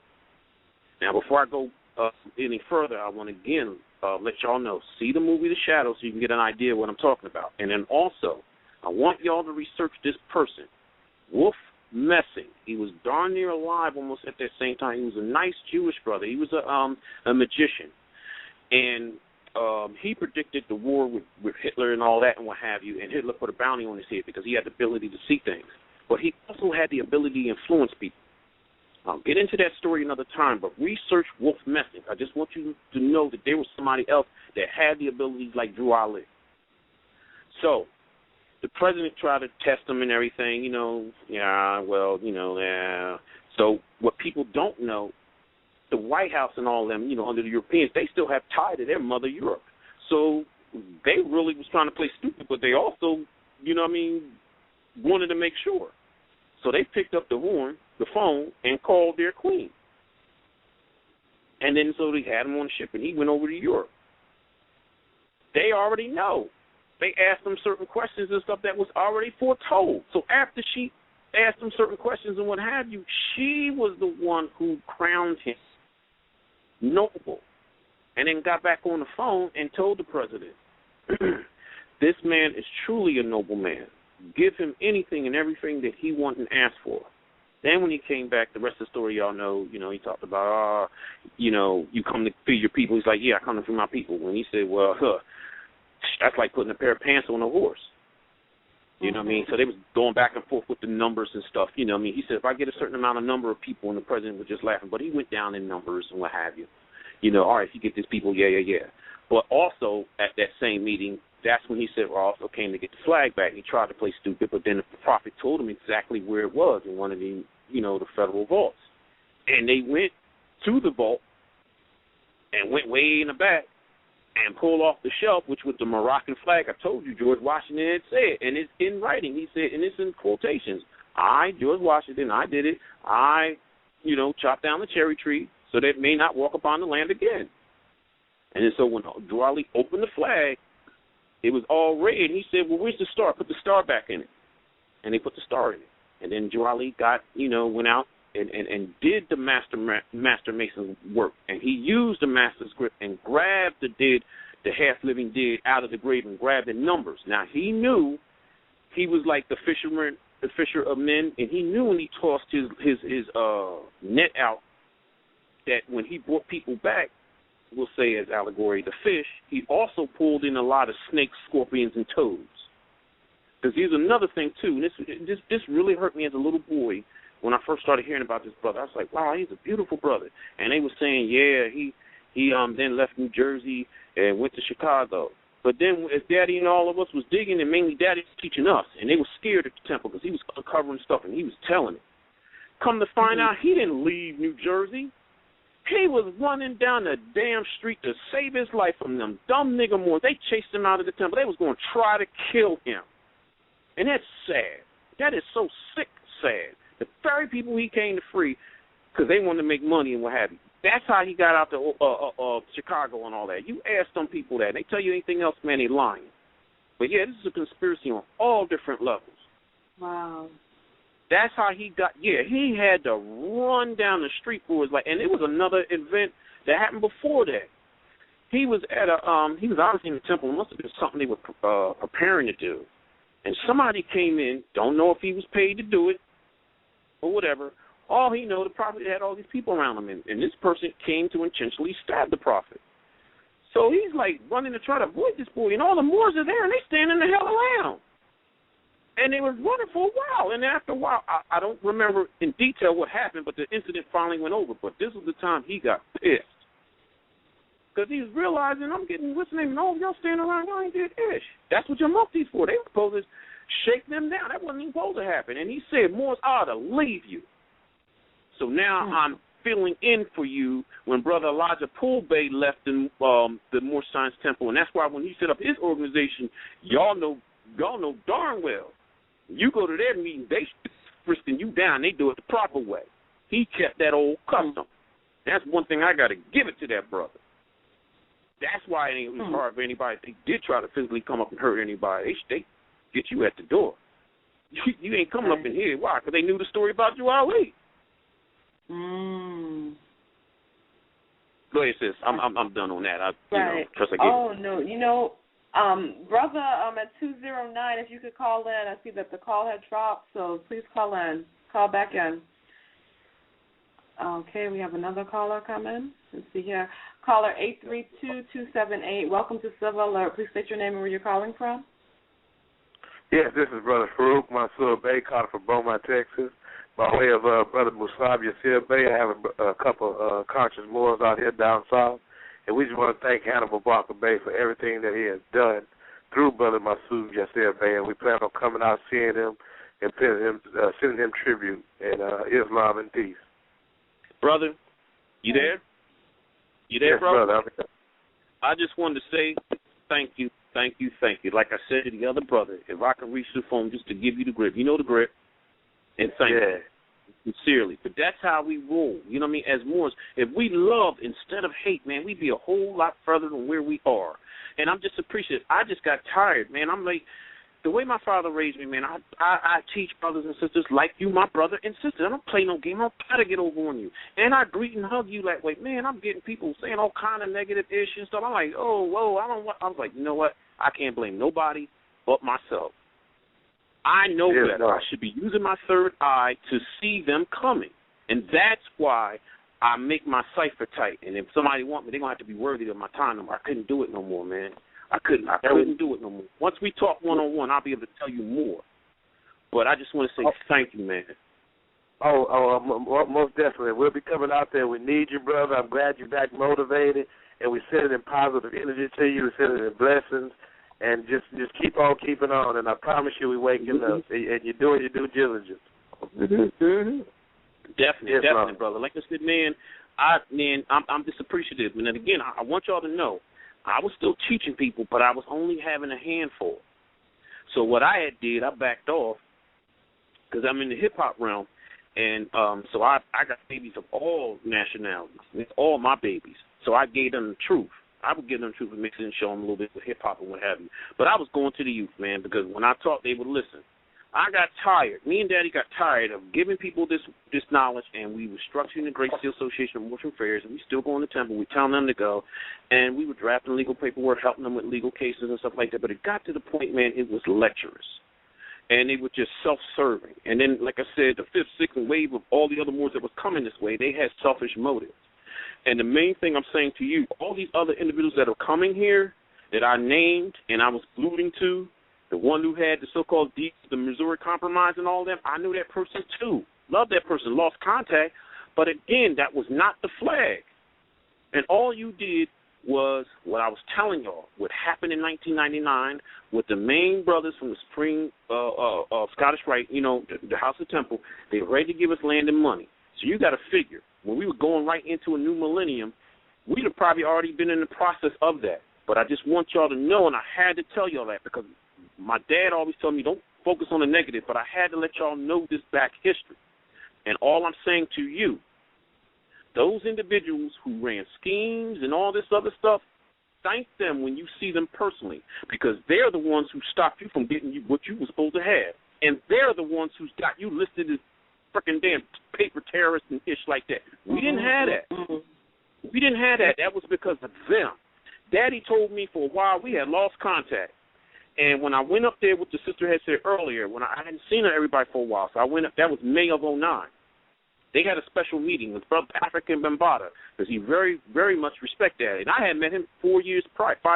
I met him in 2004 when I went up to New York. And he was selling books and stuff, and I introduced who I was. He was going crazy, meeting me, shaking my hand, telling everybody, this is Brother Tom's son. But I'm happy to meet him. Back in the day, I was busting niggas off his song. So, but we got to talking and everything, But anyway, he finally nationalized, did his thing, but he was noticing there was too many people bifurcating whatever with this knowledge. So Daddy told me in short, he was going up to New York every Wednesday, and he told me why. He said, son, these people went buck wild. They was going as high past 1,200. They was $3,000 so-called nationalizing people. And Daddy said, of course, we already know, they were using Daddy's paperwork as the focal point of where they were using this stuff, but they was built in the people. Go back to the analogy and vignette I told y'all with the Freedmen's Bureau, and you tell the people to free them up. And Daddy said once Bam got Daddy, he kept Daddy coming up there. He said now all those little groups up in New York, he said they quickly closed down with weeks. He said they closed down in weeks. Y'all hear me? Yes, yeah. You know what I mean? So, because he said why? He said the people had finally knew the truth, and they all got to find out who Daddy was, and those people wasn't going to those people's meeting no more, and they was jam-packing the meetings up there in New York. And Daddy said, it's darn near standing room only every time he goes up there. But he said that's why he was going to New York. Because I was like, I said I couldn't find him for a while, Dad. He said, yeah, son. He was like, but we got to keep freeing them. But he said, yeah, man. He said they were sitting up there charging the people was as high as $8,000. But the people didn't know. And then, like I told y'all, there are agent provocateurs. Remember that, brothers and sisters. Agent provocateurs, infiltrators in your movement. They are not janitors. They are not dishwashers. They are somebody holding a position. And if you're careful when you study the organization, and then all you got to do is look at them. If they're doing things contrary to what it is, that's an agent. All you got to do is look at the movie The Panthers. There was a scene in the movie with a guy. They were in a house, and a little boy that kicked off the whole thing with the whole Black Panthers, and he told them while he was in the house, when the cops surrounded the house, he said, take your clothes off, take your clothes off. So he got butt naked and walked out. The little boy didn't. They shot the boy dead. And all of a sudden, the next scene, they showed the guy he had clothes on and he had his shades on and he walked away and you ain't never seen him again. He was an agent provocateur. Now, what I was told, the Black Panthers had got their hands on the Moorish Zodiac Constitution, and they were working some things, but they were on the fence. That's why the government was at them. Same thing like I told the sister. People don't know. Brother Martin Luther King, he was a 33rd. He had problems with the IRS. I heard Elder Moors gave him a Zodiac Constitution. He used their IRS, backed off. And then that's why his last speech was, been in the mountaintop. I seen the promised land. I'm talking to you all you Moors that are Masons and Masons and Eastern Star. If you know what that means, that's that sign, that symbol that they use. They're showing you for the first week going up. That's the mountaintop. You get the 33rd. And he said, I may not get there with you, but we as a people will get there. My eyes have seen the glory.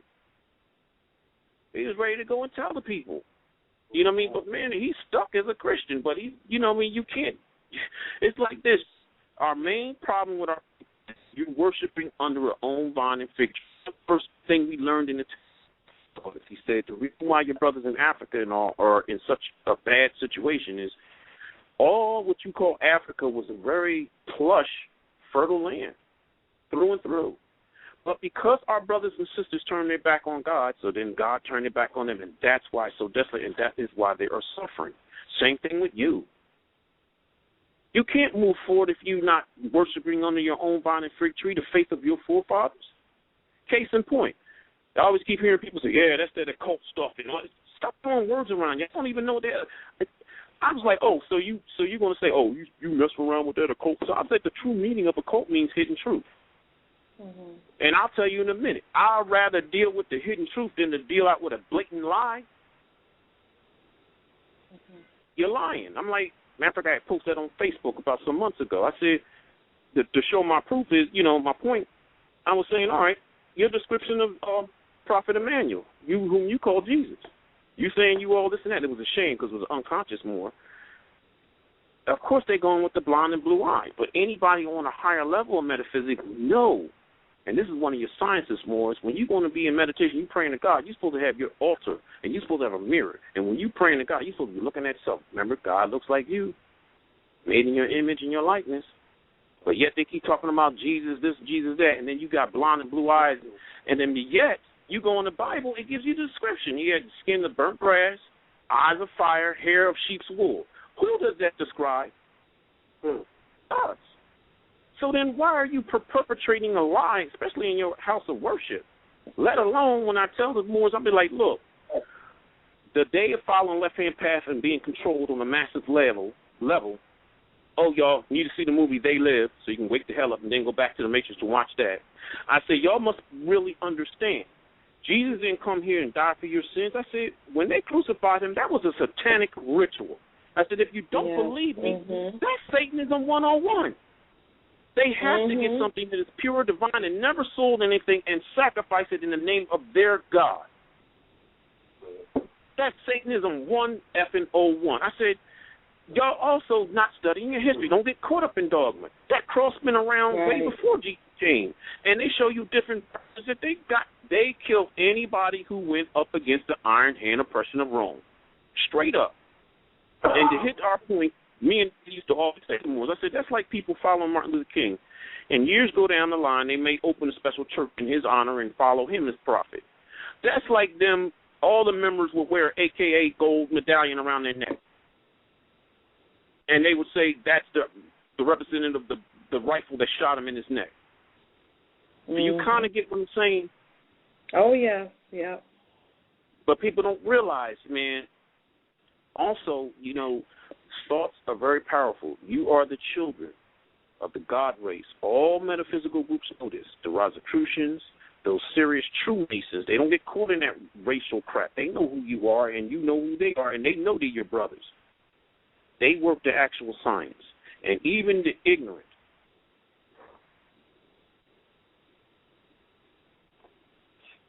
Brother, can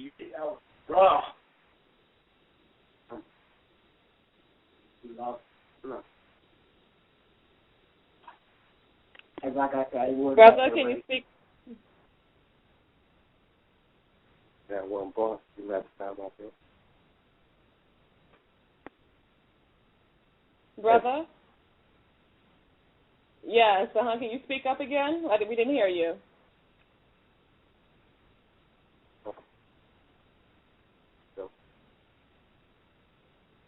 Hey, sir. Brother, I think your phone is going in and out. Are you on a speaker? Yes, we are. Can you hear? Yes, ma'am. Okay, I can hear you better now. We can hear you.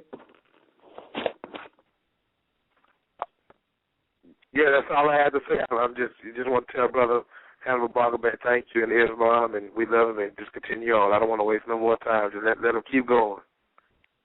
Okay, then. We thank you for calling. You Have a good night now. I apologize. They dropped my call. If you can hear me. It's okay. Mm-hmm. Okay, brother. I wish I could have. Keep going. Keep going. We're excited. Oh, We're y'all can hear me. high. Oh, if you can repeat back what you just said, we couldn't hear you, but we love you, and I'm through talking. Just keep going, brother. Thank you. Oh, yeah. I was just saying how part of the tools of defeating people, and this is why the Elder Moors was saying, but now I have the answer. You say Islam is your faith, and that's good. That was great. There's nothing wrong with that. But you had a faith long before that. And some would say the Magus faith, or like I said, the Magi faith. This was it. You were given your God abilities. You were working towards getting your God abilities. That's generally what the Magi faith was. So this is why we were so well respected. And if you do read the history on Belteshazzar, Melchior, the main Hittians, you would find that we was always counselors to kings and queens, and they bowed to us. Mm-hmm. But it was no thing of ego. Just that, we were the ones who always kept everything in law. When the law would be off balance or people were sick, we had the answers to all of that. You know what I mean? But this is part of your principality that you lost. The serious metaphysical sciences was, you get many people's minds focused on one thing, things manifest quicker. Matter of fact, I did that experiment about 10 years ago. I think I told you, since I talked to you about that. And people got to experience that. And I told them I got in contact with like a slight black ops group back in the early 90s that I had got this packet from them, ran me about a C note, and I stayed on it for a while. But about time, 2001, 2000, I said, all right, let me balls this to them. So I showed them, in short, what I had did. I had one more sit in the room, middle of the room, and I had everybody focus on the person, getting love and prosperity. And we did it for a while. Then I told everybody to just go blank, and the other person just focus a few minutes on what they wanted. This particular individual didn't come back the following week, but then when they came back 2 weeks later, everybody wanted to know the result. And at that time, somebody had said shot some bobos about me behind my back. Dr. Handel's teaching that ish. So the brother walked in with him and his wife, because they was coming all the way from North New Jersey. As a matter of fact, they were part of Valor's camp, but they had found me and Daddy. And they said, when they came among us, they said in Valor's camp, me and Daddy's name would only be whispered among the people. They was like, yeah, this house with his father and his son, they teach da-da-da, but she wasn't teaching them that. And and by the way, every time they came in the door, they had to pay $10 right off the bat. When you came to the Roundtable, it was free. We just had a bowl. You just put a little donation. So anyway, brother came in and he said, what's going on? And somebody said, Dr. Hannibal was teaching us some ish. He said, oh, yeah. He said, well, if he's teaching us some ish, I want some more. And he said, let me tell y'all what happened. And then he started telling them, he said, look, for 10 years, me and my wife were trying to get this building, and this guy kept just blowing us off. He said, so he was in one part of the room, and his wife was in another part of the room. She called the same guy. He gave her the regular blow-off. The brother said his wife didn't know he was called. The man practically had the keys on. He told him to come on down and go get the keys. So he said, then it ain't stopped there. This brother was in the medical field. So he's like, he could have been a physician assistant or something like that. So anyway, he said he's looking through the wanted ad, and he was looking for a job. I guess he wanted to leave the hospital, do something where he was at. He said, so he just figured he'd go ahead and call. He said he called. He hadn't even sent the resume. He's on the phone with the person. The man was giving him the job. All he did was say who he was, what his experience. He didn't even send the man nothing. The man gave him the job. So after the brother had said that, he was like, what? And everybody's like, what? He said, look. He said, so if Brother Hannibal, Dr. Hannibal was teaching ish, man, I want some more. I don't know about y'all. And then what happened was this one brother that was, everybody still there? I ain't dropped this call. Everybody still there? Oh, yeah, we're still here. All right.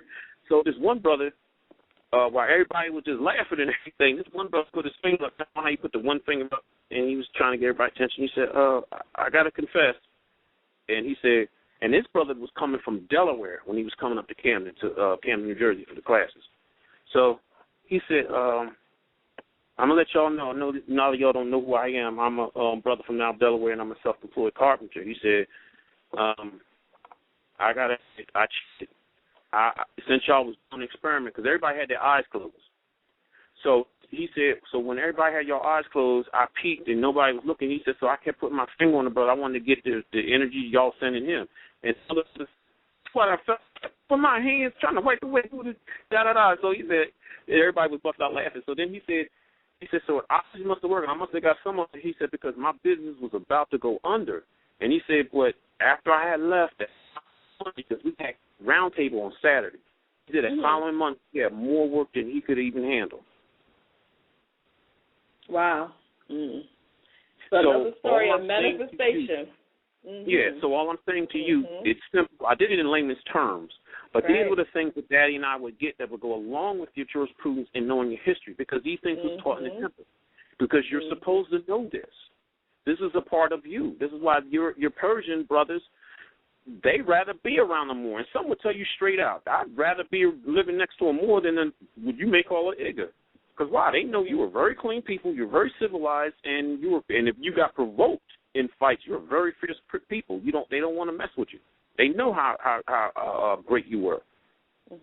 You know what I mean? So, but this was part of your basic science. Like anybody who knows the history of Drew Ali, when he went to jail and he thought he had his trusted Moors, and they tried to trump him up on some charges, so he told his so-called trusted Moors, "Yo, I want y'all to come at a specific time, because I'm gonna do an old Canaanite trick on him." What he did was, like I was telling you, the astral travel, but he did it in a stronger form where he made his body appear to be dead. But he can only do it for a certain time. And you know what them dirty Moors did? What did they do? They didn't come and pick him up. So that's when he knew. He thought he had people he can trust. Those grand sheiks, he couldn't trust them. So a lot of the Moors in the temple were trying to get rid of him. Wow. But I'm saying that old Canaanite trick, these are the things that Drew Ali was teaching in the add-up chamber, because that was your culture. You didn't wear decorations on your turban with the gem and everything. Like people see me when I wear my turban, I have my crescent star, what have you, and you see the sisters. That's not for decoration. That is a spiritual indication of your third eye is polished. It's no different than your brothers in the East, the Hindustanis and all who wear the red dot on their head. That's what that means. Moors, anything you wore from head to toe was a metaphysical meaning, but you had the training behind it. So you didn't do it as decorations to look all cool and everything. You wore certain rings on your finger for a reason. Like in our Holy Corvette, they told you if you want wealth, you have a gold and diamond finger, a ring, and you put it on your right hand, on your ring finger. That automatically, just by energy, attracts wealth to you. I gave mine up 10 years ago because it was something else. I wanted more enlightenment. So the person know who she is, I gave it to. So, but yeah, those are just the basic things you understood.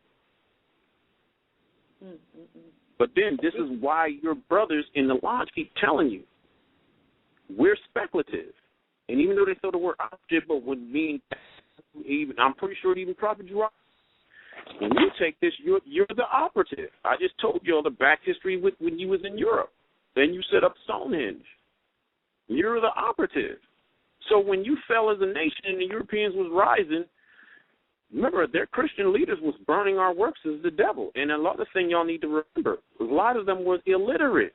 The only ones that could read was some of the nobles and mainly all the priesthood people. The regular common servants, they were illiterate.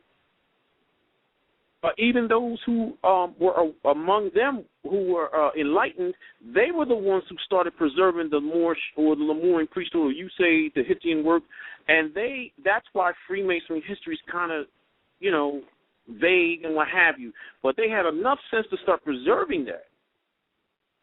And then to even put it right in your face and y'all still didn't get it. You got to start always from the first degree. And about time you get to the 32nd, then you get the Fez and the Quran. You got to be at least a 32nd degree, so that should tell you something. That's why even in Freemasonry and even in the Star movement, they say you can go into dummy and you can go out of dummy, because a lot of them will miss the point. Brothers and sisters, go get the book, Deadly Deception by Jim Shaw. Guy went right all the way through and still missed the point. And I love this part. When they summoned him to the House of the Temple in D.C., that's where you would normally go and get coronated 33rd. He telling you what happened. I'm only telling you the peripheral stuff. I'm not going into ceremony, so you just read the book. So they questioned him, and they asked him certain questions, and he wanted to sit there, well, do you believe in Jesus Christ, the Savior of this name? He said, look, we're here to question you. You're not here to question us.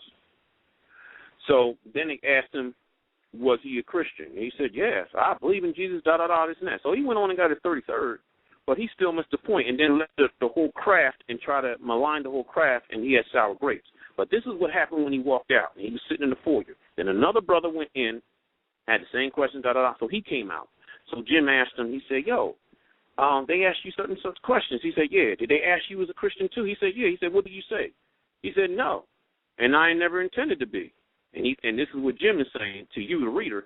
He's saying, but then I noticed he moved on in a higher thing. He went into another room. So that should tell you something. And then I divulge to y'all, Memphis Mezzanine right, the 4th to 96th degree. 96th degree is called the Sovereign Sublime Magi. And then there's even one more degree. It's the 97th degree. And that's only one person that holds that. But I won't divulge it. I just want y'all to go ahead and follow the right path on this. But again, it keeps coming back to you Moors. Oh, and then another thing I wanted to drop on y'all. The work on the 34th degree, guess what it's talking about? Odin, Thor, and reconnecting to the Odin priesthood that once was here on Earth. I should be hearing a big, You're saying Thor as in Thor? Yup. Okay. Mm-hmm. Odin and Thor. Again, when they talking about gods, they talking about you. But because you sleep, remember now, you sleep. And whoever wins the war, they write the history books. And the thing I kept saying years ago, in the mid-'90s and all, I kept saying, Moors, yo, man, y'all only looking for a Moorish or going as far as Moor. I'm like, yo, y'all are Moors because you're descendants of the Lemurians. You need to grab the Lemurian and Atlantean history. That is your stuff. Your brothers and sisters, the Europeans, when you say Persians, they're writing it. But a lot of them have disingenuous motives. But because you're sleeping, you're supposed to know the real deal. They started writing a serious onslaught of Atlantean and Lemurian so-called history books. They had the audacity to start writing some shit and try to connect Europe. So my main message I was telling them was, I said, yo, grab this stuff, because I said they're writing themselves in history. They're writing themselves in the history part that they didn't exist at that time. But because you sleep, they're making money off of you. And then about time you do get it, when you do start grabbing it, you're going to be even more confused. But it is not like you can't get it. There are some Persian Moors, Europeans, you will say Europeans, they will tell you the truth if you ask them, and they're very kind, and they know the deal. They know the deal, and they will tell you. And there are some of them that even have a nationality card. Don't ask me. Ask Brother Hakeem Bey. He told Moors about that almost 20 years ago. Some Moor that left the Great Seal, tried to start his own thing, and made some damn 7 symbols. This was the beginning of when the Ish was starting to try to get some confusion, back in 93 or so. And he was causing confusion. So Brother Hakeem Bey used to be on 125th Street up in New York, and he would sell booklets and stuff. And guess what he said? He said, man, all of a sudden these two guys with 2 suits on, now I'm thinking they're European, but y'all out there, y'all get my old colleague Hakeem Bey, because that's my man. He said they were FBI agents, pulled out their IDs and said it, and they told him, yo, you better get your man. And then they proceeded to tell him, look, we know, and he's trying to, do anarchy and usurp the government. We ain't going to do that. We took the land from you, and you the only people we got to give it back to. And Hakeem also said before that conversation was over, they showed him they had their Moorish nationality card. They proclaimed that nationality. So that should tell y'all something. So all I'm saying is this very blight, this negative light that is over us Moors, it is because of the agents, and then the rest of them is because of you nigger Moors who came in here and tried to get over. I told you the story of the boy that was under Valor and them, and he took this stuff and called himself standing on a square and everything. He was wrong for the get-go, trying to sell drugs and then want to use his Moorish birthrights and all this other stuff, try to get the hell off. And I'm glad they ran him through the system. And then for the brother out there that's got that damn flag and try to say he was something else, look, I know you. You're a grand sheik. I've been to your temple. you had everything from the protocol from A to Z. So then when you went in and you came out, and I mentioned Belly, so that meant he must have had to cut a backdoor deal to get the hell out early, and his ish is totally opposite of what it was, and he's making more confusement. And then he wrote a book as big as a damn telephone book. So I'm trying to tell you, Moors, that should tell you something.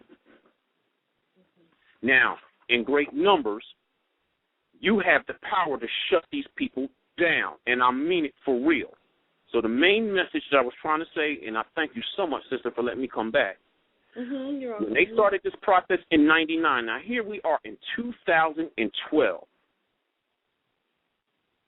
Since you didn't get the stuff that they were trying to do, I'm telling you who was responsible, who messed it up. Because at that time, we didn't have no serious, the Europeans respected us. The brother, from the judges, from the police, everything. We were doing what the prophet had told us to do. They respected us, we respected them. Hell, when we had some functions, they would come. Now, to the point they done wrote you, got us as some goddamn paper terrorists, and y'all got us the biggest damn joke coming down the pike.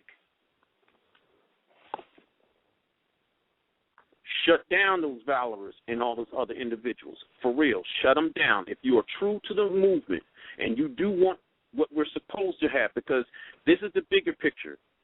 You helping them with this movement, you're helping them to sell your grandbabies down the line. I have grandchildren now. That's why I'm pissed. And if you're in your culture, you know part of your Moorish culture is when you build an empire, you're not planning to leave it to your children. You're planning to leave it with the grandchildren. Mm-hmm.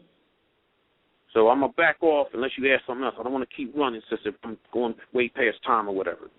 Right. But I got my message across, Moors. Yes, you did. I have a couple of questions, and there's one last caller on. Do you have about 10 minutes, Hannibal? I got all the time you want. I'm thinking I'm way off. I apologize for even, you know what I mean? It's all go good. Ahead, it's all go. good. Yes. Just go. Okay. Welcome to Civil Alert 678-973. Please state your name and where you're calling from. It's about time, Pops. Hey, babe. What's up, Prince? That's my son. That's Prince Emmanuel. Terrell Bey. What's up, baby? Matter of fact, he's down there with you, sister. You know, LTL. Yes, hi, Terrell. How are you? What's going on, y'all? How y'all doing? All right. I'm glad you tuned in. Hey, Pops, I was just, you know what I'm saying, I tuned in. You know, I'm doing my due diligence down here in Georgia. Just got back from Kansas. I didn't know if you got the text. I got back late Monday night, and, you know, down there, you know, ministering the word, but, you know, also giving them some of this, science. And just so happened that, you know, I went to a church that was under a pastor that was somewhat teaching history, and and I had 2 days to as they say, teach, preach, you know, minister to the congregation, not only with, you know, the dance, but within speaking.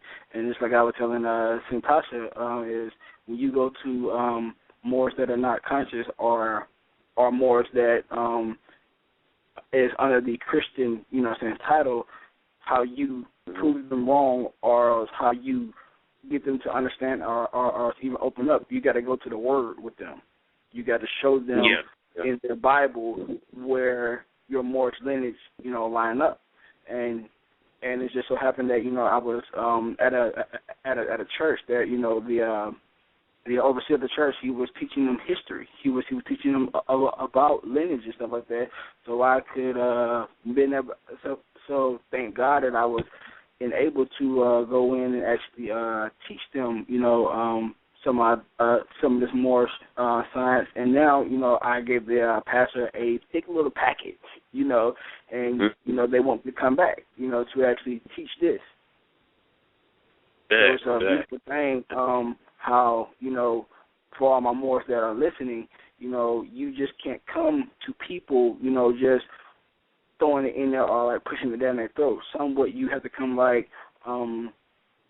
you have to come like what Jesus did, and you have to come in there, plain and simple, or you have to show them a different way. He said repent, meaning change your mind. So you have to get them to understanding of changing their mindset of what they're believing now, or what society, media, or whomever has put in their mental, has put in their mindset, has put in their spirit, because a lot of people's spirits are being tainted, destroyed by all these other different energies, and all these energies are not good energies. And I don't even, Pops, I don't even deal with certain Moors. We have conversations about this all the time. How we trying to do a lot of things, and me being this generation, the younger generation, I'm coming up a different way. I'm doing a different way than a lot of the older Moors, because some traditions have to die, some traditions have to change. Some things are not just going to go how they went 30 years ago in 2012 and 2013, and we have to do it a lot differently. And we have to come slick, we have to come wise, and we have to come with wisdom and understanding. Our Father, He gives us all these different elements and all these different abilities to come to people, but most of us don't use it. Most of us don't understand how to use it, and most of us won't even go to the source or go to the Father to ask Him for wisdom to use it. Right. You remind me of something I need to touch on before we go, because you're basically talking about the mass hypnotic spell that's been on the people, and me and Sister Santashi was talking about it. I want to go into the 5 laws, because that's my main key. I want everybody to be tooled up. I want them to have their tools. There are 5 basic laws of power suggestion, or you say hypnotism, that is being done on you. And believe me, I will refer to everybody to look at the movie They Live to get an understanding, because you best believe it is being in full effect. You are being bombarded by subliminals. That is another reason why we're in darkness. All right? Your dark wizards that are using your old science are your advertising agencies. They deal with this, and they word things in certain ways to make you go buy products or what have you. This is why we pay these people upwards into the millions. Here is the basic 5 laws that they use of hypnosis. The first one is the law of reverse action, or what we say reverse psychology. The other one is of repetition. The third is dominance. The fourth is delayed action. The fifth is association. I'm going to give you an example on the first one. You know how you always say you get them reverse psychology. Meaning you tell the person, don't go and do that. But yet, the way it's worded, the person will see the picture, and they only hear, the subconscious mind will only hear the doing, but they don't hear the not, and they wind up doing. But actually, you wanted them to do it. So that's a little, analogy there. All right, so the next one is law of repetition. This is what you're dealing with every day when you listen to the radio. This is what the program directors in the radio business understands, and this is why sometimes you can hear a song and you can't stand it, but before you know, by the end of the day, it's locked in your mind. Well, it's because they know the science of you keep repeating something over and over and over. They already know the basic makeup of the man or woman's mind that a couple times a day you already slip into a light state of hypnosis, or what you call daydreaming, and that's the perfect time for the person to drop their suggestion, in your mind, and it will bypass your critical mind and make its way into your subconscious mind. Now, you must know this about your subconscious mind. It cannot differentiate good or bad. All it knows is that it is giving something, and it works on it, and it manifests it. The third law is law of dominance. This is when you deliver a suggestion in command, as let's say like a sergeant or what have you. I would have to get technical in that, but that'll be one of the private classes, and I'll break that down, because they can know how to, or I would say I would know how to deliver a suggestion to you by the way you walk. And so you can just mainly walk up to a person and just say sleep, and they would be receptive to it. So that's kind of a quick question about that. What do you call it when a person wants to deliver a message to someone, but instead of saying that message directly to that person, they say it indirectly and speak in a riddle.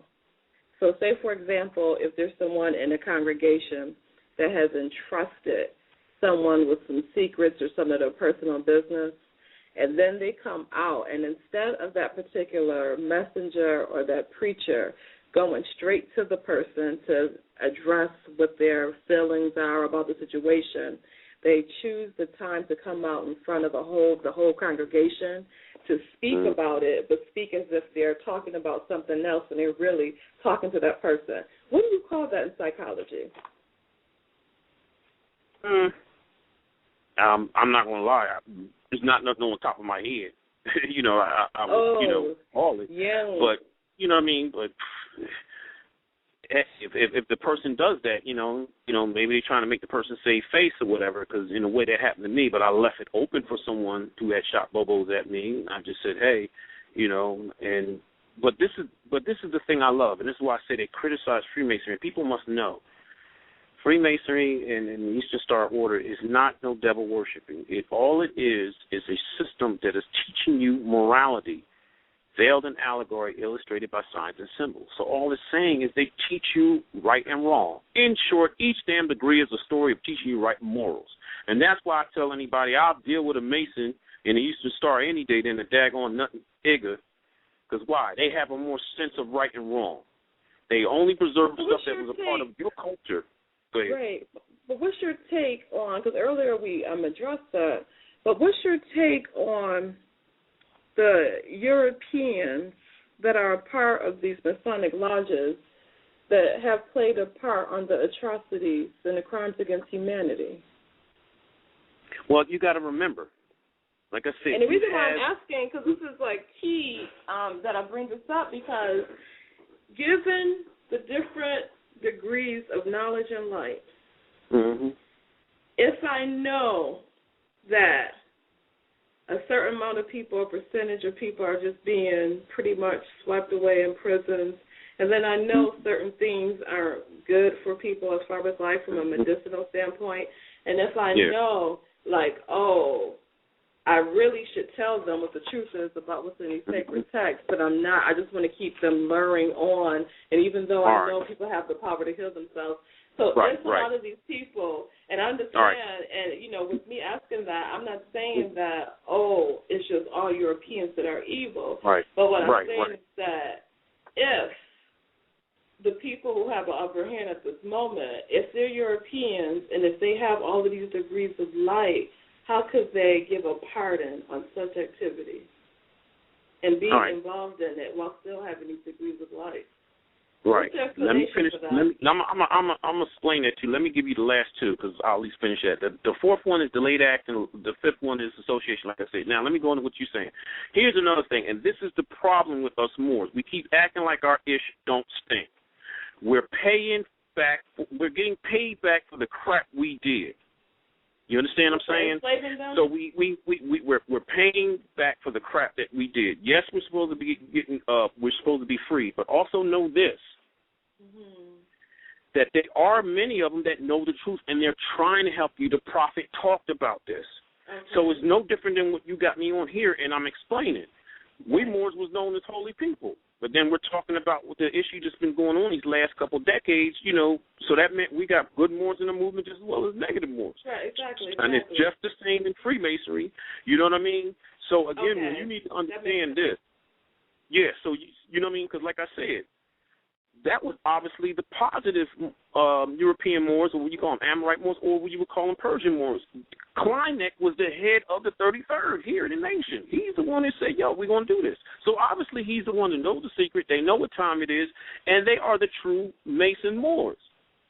But then again, you had some on the other side that just as them brothers that are in the lodge that we are sitting here discussing that turned up the dial on COINTEL and gave us more of their York and whatever. Yeah, and I want to point out, too, with York. He said the Moors died off, and it's on page 25 in his book, Who is Drew Ali? So y'all ain't got to come at me, read his damn book. So anyway, so they had brothers that just didn't want this to happen. But yet, whether they meet them in the lodge or not, you know what I mean? But again, that's the same thing. But here's the thing. This is divine order. That situation still has to take place. The Moors have to be freed. They have to get their nationality. So this is why the prophet had said, if I didn't say this story earlier, the prophet used to have Europeans would come to the temple. And some Moors got all self-righteous and be like, why are they hearing it? The prophet said, whoa, wait a minute. He said, I'm a universal prophet. Your Moors just need me the most. And here's one story I know I didn't tell you. When the Moors did all that they could, they did a conspiracy, and the prophet had passed. One of the Persian Moors had the car all packed up with USA Europeans. He was one of them that would come to the temple and get advice, and he listened to the teachings of the prophet. He was telling people take their money out of the stock market. It was going to crash. Right.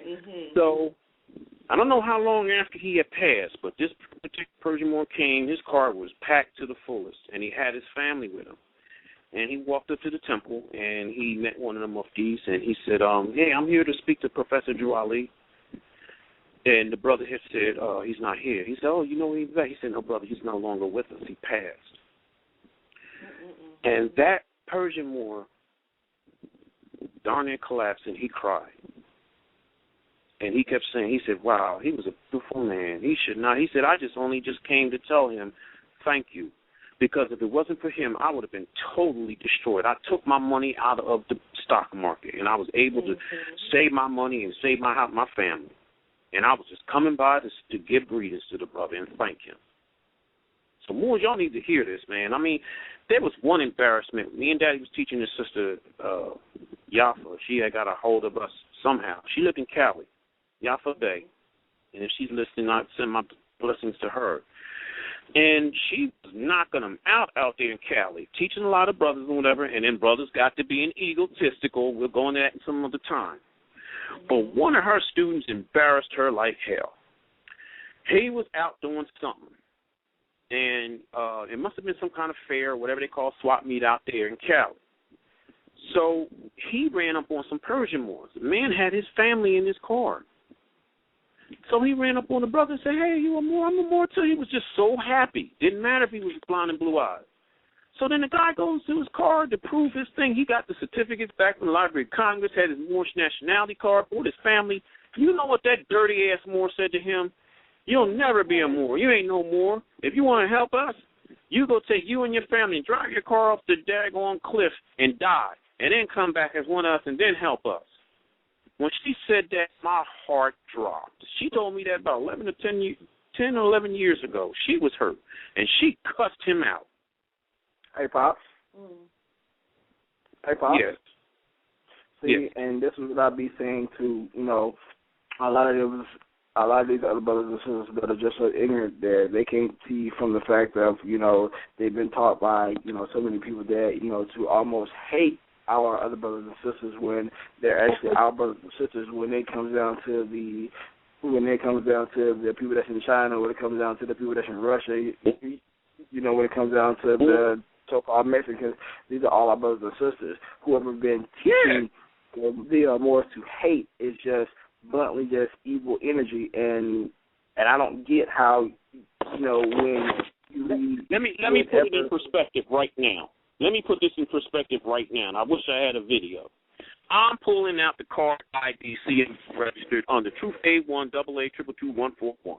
Universal symbols of 12 signs, zodiac signs, and Moorish Science, Moorish Nation, Order, Islam, Gate, Clock of Destiny, Civilization. It has the 5 seals on it, and it has the acronym of Islam. Now, on the back, this is the point. It said, this is the nationality and identification card for the Moorish nation, the Beys and Ills of North America, referred to as Negroes, Africans, Indians, West Indians, colored people, white people, and Jews. See, here's the real deal, because we don't have time. You're Moors because we are also part of the Yaqubian experiment. So Moors, stop acting like your ish don't stink. That's why we're all one people. That's right. We're Moors. See, so that knocked all that out, so we really don't have to keep listening when we use certain names like the prophets had said, call them Persians, and then to prove it, a lot of y'all don't know. They are what you may say Europeans that are Moorish Americans. They got a Moorish American church down in D.C. area. Peter Lamborn and them, he wrote a book on Prophet Juali, Sacred Drift. And they're proud of it. Matter of fact, and one rock group was a proud of Noble Juali. Y'all don't know. They call themselves, I think, the Noble Juali something like that. They got the name of the group. So stop playing, y'all. All I'm saying, these individuals who came in the movement to destabilize and give y'all false information, check them out. They got rich off this. But you best believe my bottom line of this message here is they're the ones who held you up, because what I'm telling you what happened, 99 was a pivotal time. That's also the year and the time that they dropped the Matrix out. You was on the threshold of going into a whole new millennium. So now here we are, 2012. We were supposed to been had our land and reparations, you know what I mean, and the Moors were supposed to be solid. We right now should be just opening up schools, having certain Moroccan embassies, Moors locking up towns, because there are some towns that are called Moors towns, and the Moors don't even know that history. But that's why we keep telling you go to the temple. They're called Moors town because they were areas that the colonial Europeans, when they was here trying to dominate and do mass genocide, they were areas that they knew they just could not mess with those Moors. They'd rather die than to be put in slavery. And they were, remember, I just told you we were fierce. So they know to leave you alone, and that's how those names got to be Moorestown. Wasn't Scuffletown one of those areas in South Carolina? It was nicknamed that because of that, what you just said. I'm just giving you in general. Yeah. You know what I mean? But again, you know what I mean? I want us to get from that artificial state. That's why we're the children of Israel. They're not just told you the seal was the 6-pointed star. And then Juali came and gave you back the other 2/5. All those who were familiar with the 5 symbols, the crescent star, the pyramid, the isomony with the G and 7, the 6-pointed star, and the circle with the 4 corners, you know what I mean, with the cross in the middle of it. Those are the symbols that represented your Islam. So the I and the S, the crescent star and pyramid is taken off, and he was saying you was being ruled and oppressed by the last 2. The composite square, which you know is Freemasonry, point started because you were asleep. Nazi brothers pressing you because that's why they were your landlords and didn't have no sympathy for you to oppress you because you was a heathen. And then the last was the ones they took Christianity, took the circle off of it. But when you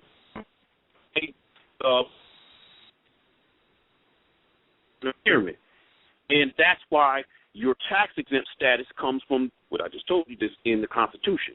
Article 1, Section 2. The 3rd paragraph, and in parentheses, it says Indian and 3/5 persons not taxed.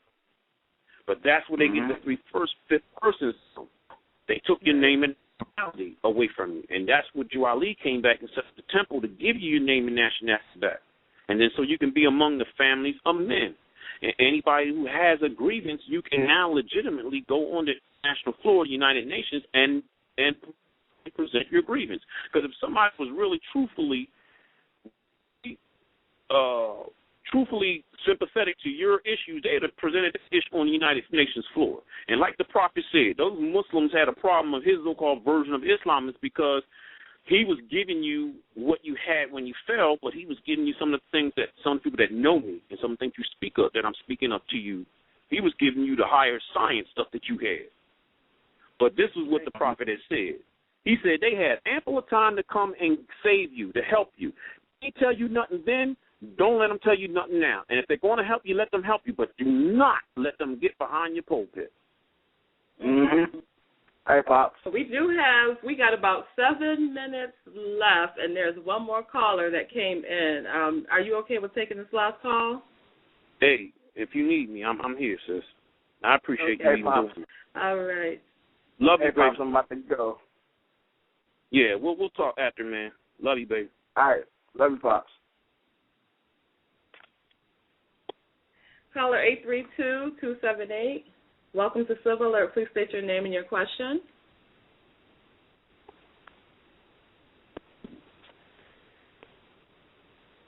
Well, I guess that was a false alarm. So, Hannibal, I want to thank you so much for sharing this information. I'm pretty sure that a lot of clarity was provided. And yeah, that and I people, trust them. Yes, and people, including me, I've gotten some insight on some things, and I do appreciate this exchange. Mhm.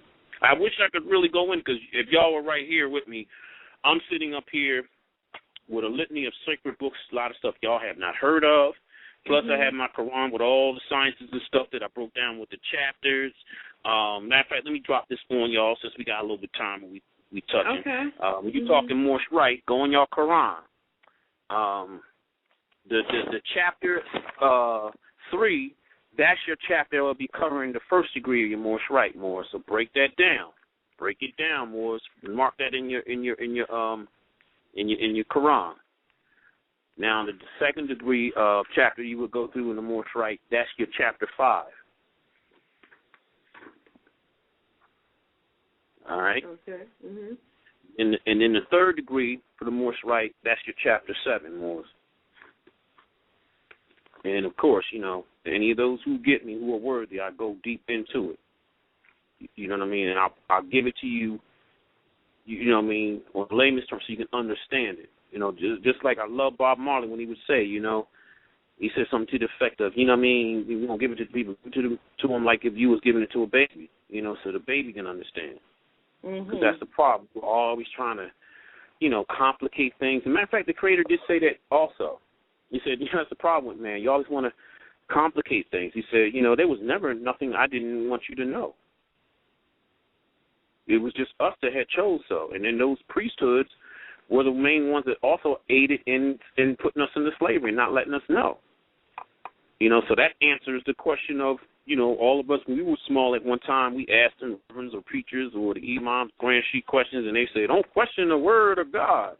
And it was funny because my dad had said this, he said, well, you be persistent and ask them.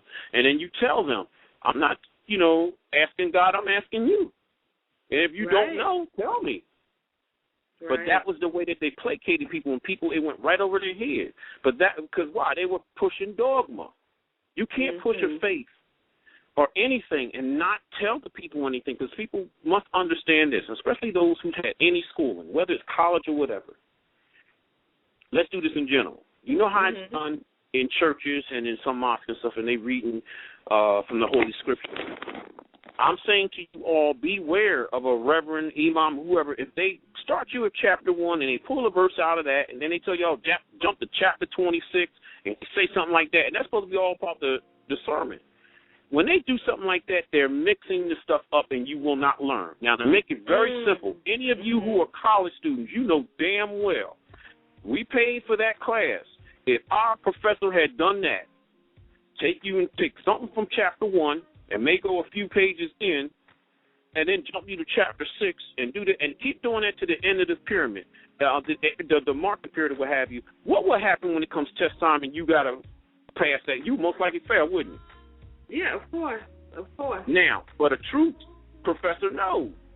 You start from chapter 1. Right. And you work your way all the way to the end of the goddamn book. That's the same thing you're supposed to do with the Bible, the big Quran from Mecca. And the Quran from anything. So when somebody jumping you back and forth, they're selling their own damn stuff. This ain't no damn Jim Jones. Y'all done drunk the damn Kool-Aid and love the flavor. Wow, I hear you on that. But I guess this goes back to that old saying that, if you question anything, you're you're the Antichrist or you're a heretic. See? So it got the people thinking that they shouldn't question or try to reason about anything. I guess it's a part of the hypnosis, huh? Yeah, because they worked for science. Because the whole Catholic faith is based off of the Lemurian priesthood. We have 3 levels. We have the low priesthood of man, and then you have the high priesthood of heaven, and then you have the grand priesthood of God. When they started structuring their Catholic faith, they were taking what they could decipher of our faith, and that's how they had set up their priesthood. And they were using our sciences and metaphysics. This is why they had the so-called Renaissance. They know by pictures and music that also helped influence people. You understand what I'm saying? Yeah. So they was working. They knew what they were doing. They were working it. Yeah. But and here's another thing people need to know. The Pope had books called the index books. No one in the faith but the Pope could read this book. So that should tell you something. And it's only two Christians Catholic and Protestant. Don't care what other name you come from. If you come in with some other damn name besides Catholic or the Protestant, you're under Protestant. Protestant was what you was just saying. They didn't like what they was hearing. They protested